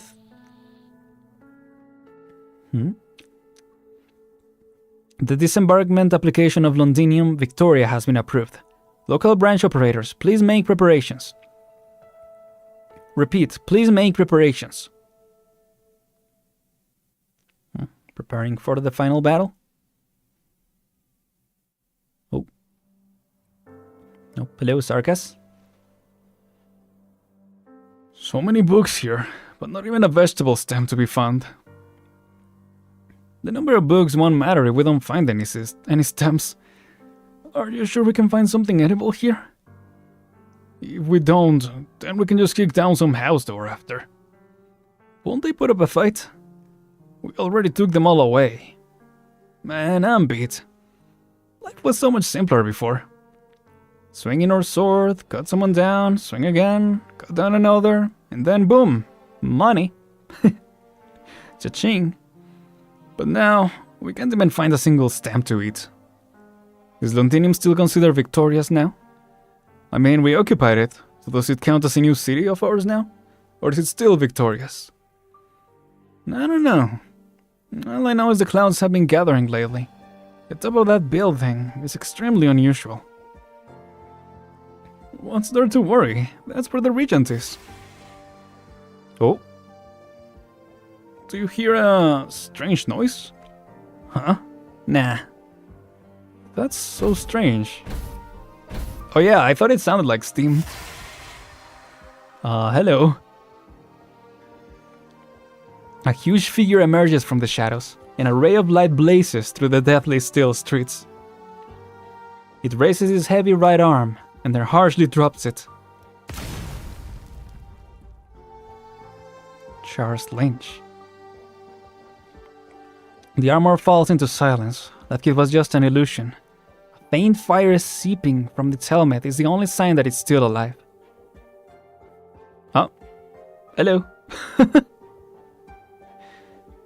She stretches out her hand to touch the knight, but is forced to refrain from the residual heat on the armor.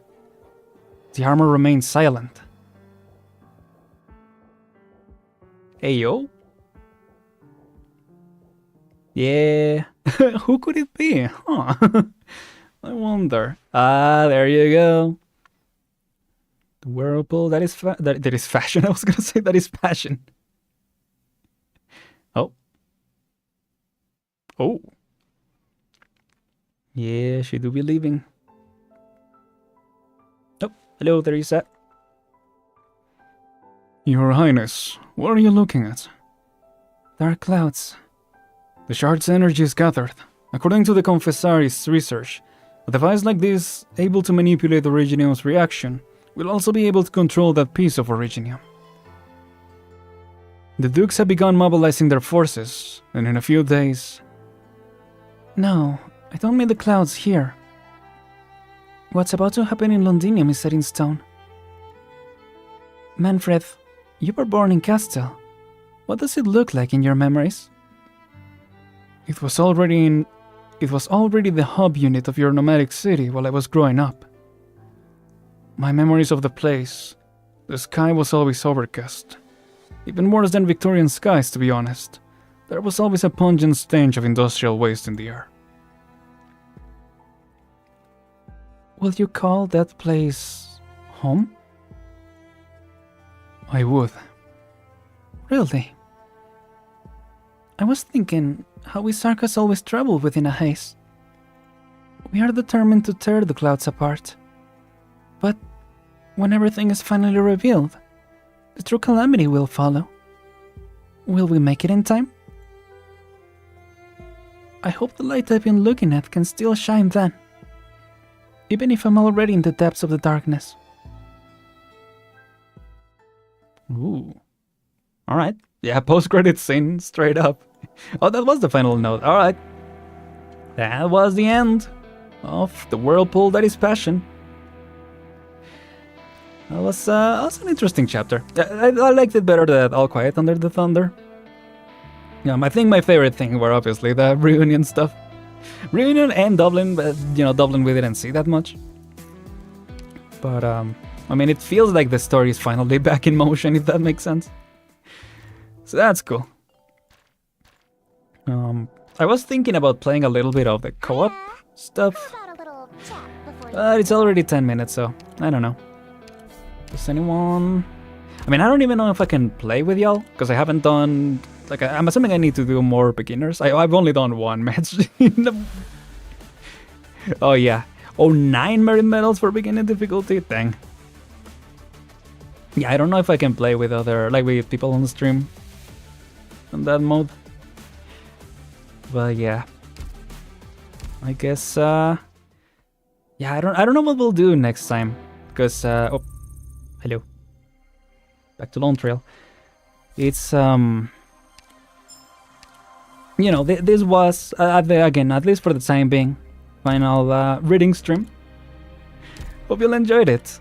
And, yeah, what we do next, I will be reading through the next chapter, but I will be doing something different with it in terms of, for the channel. I thought to try something different. So, yeah.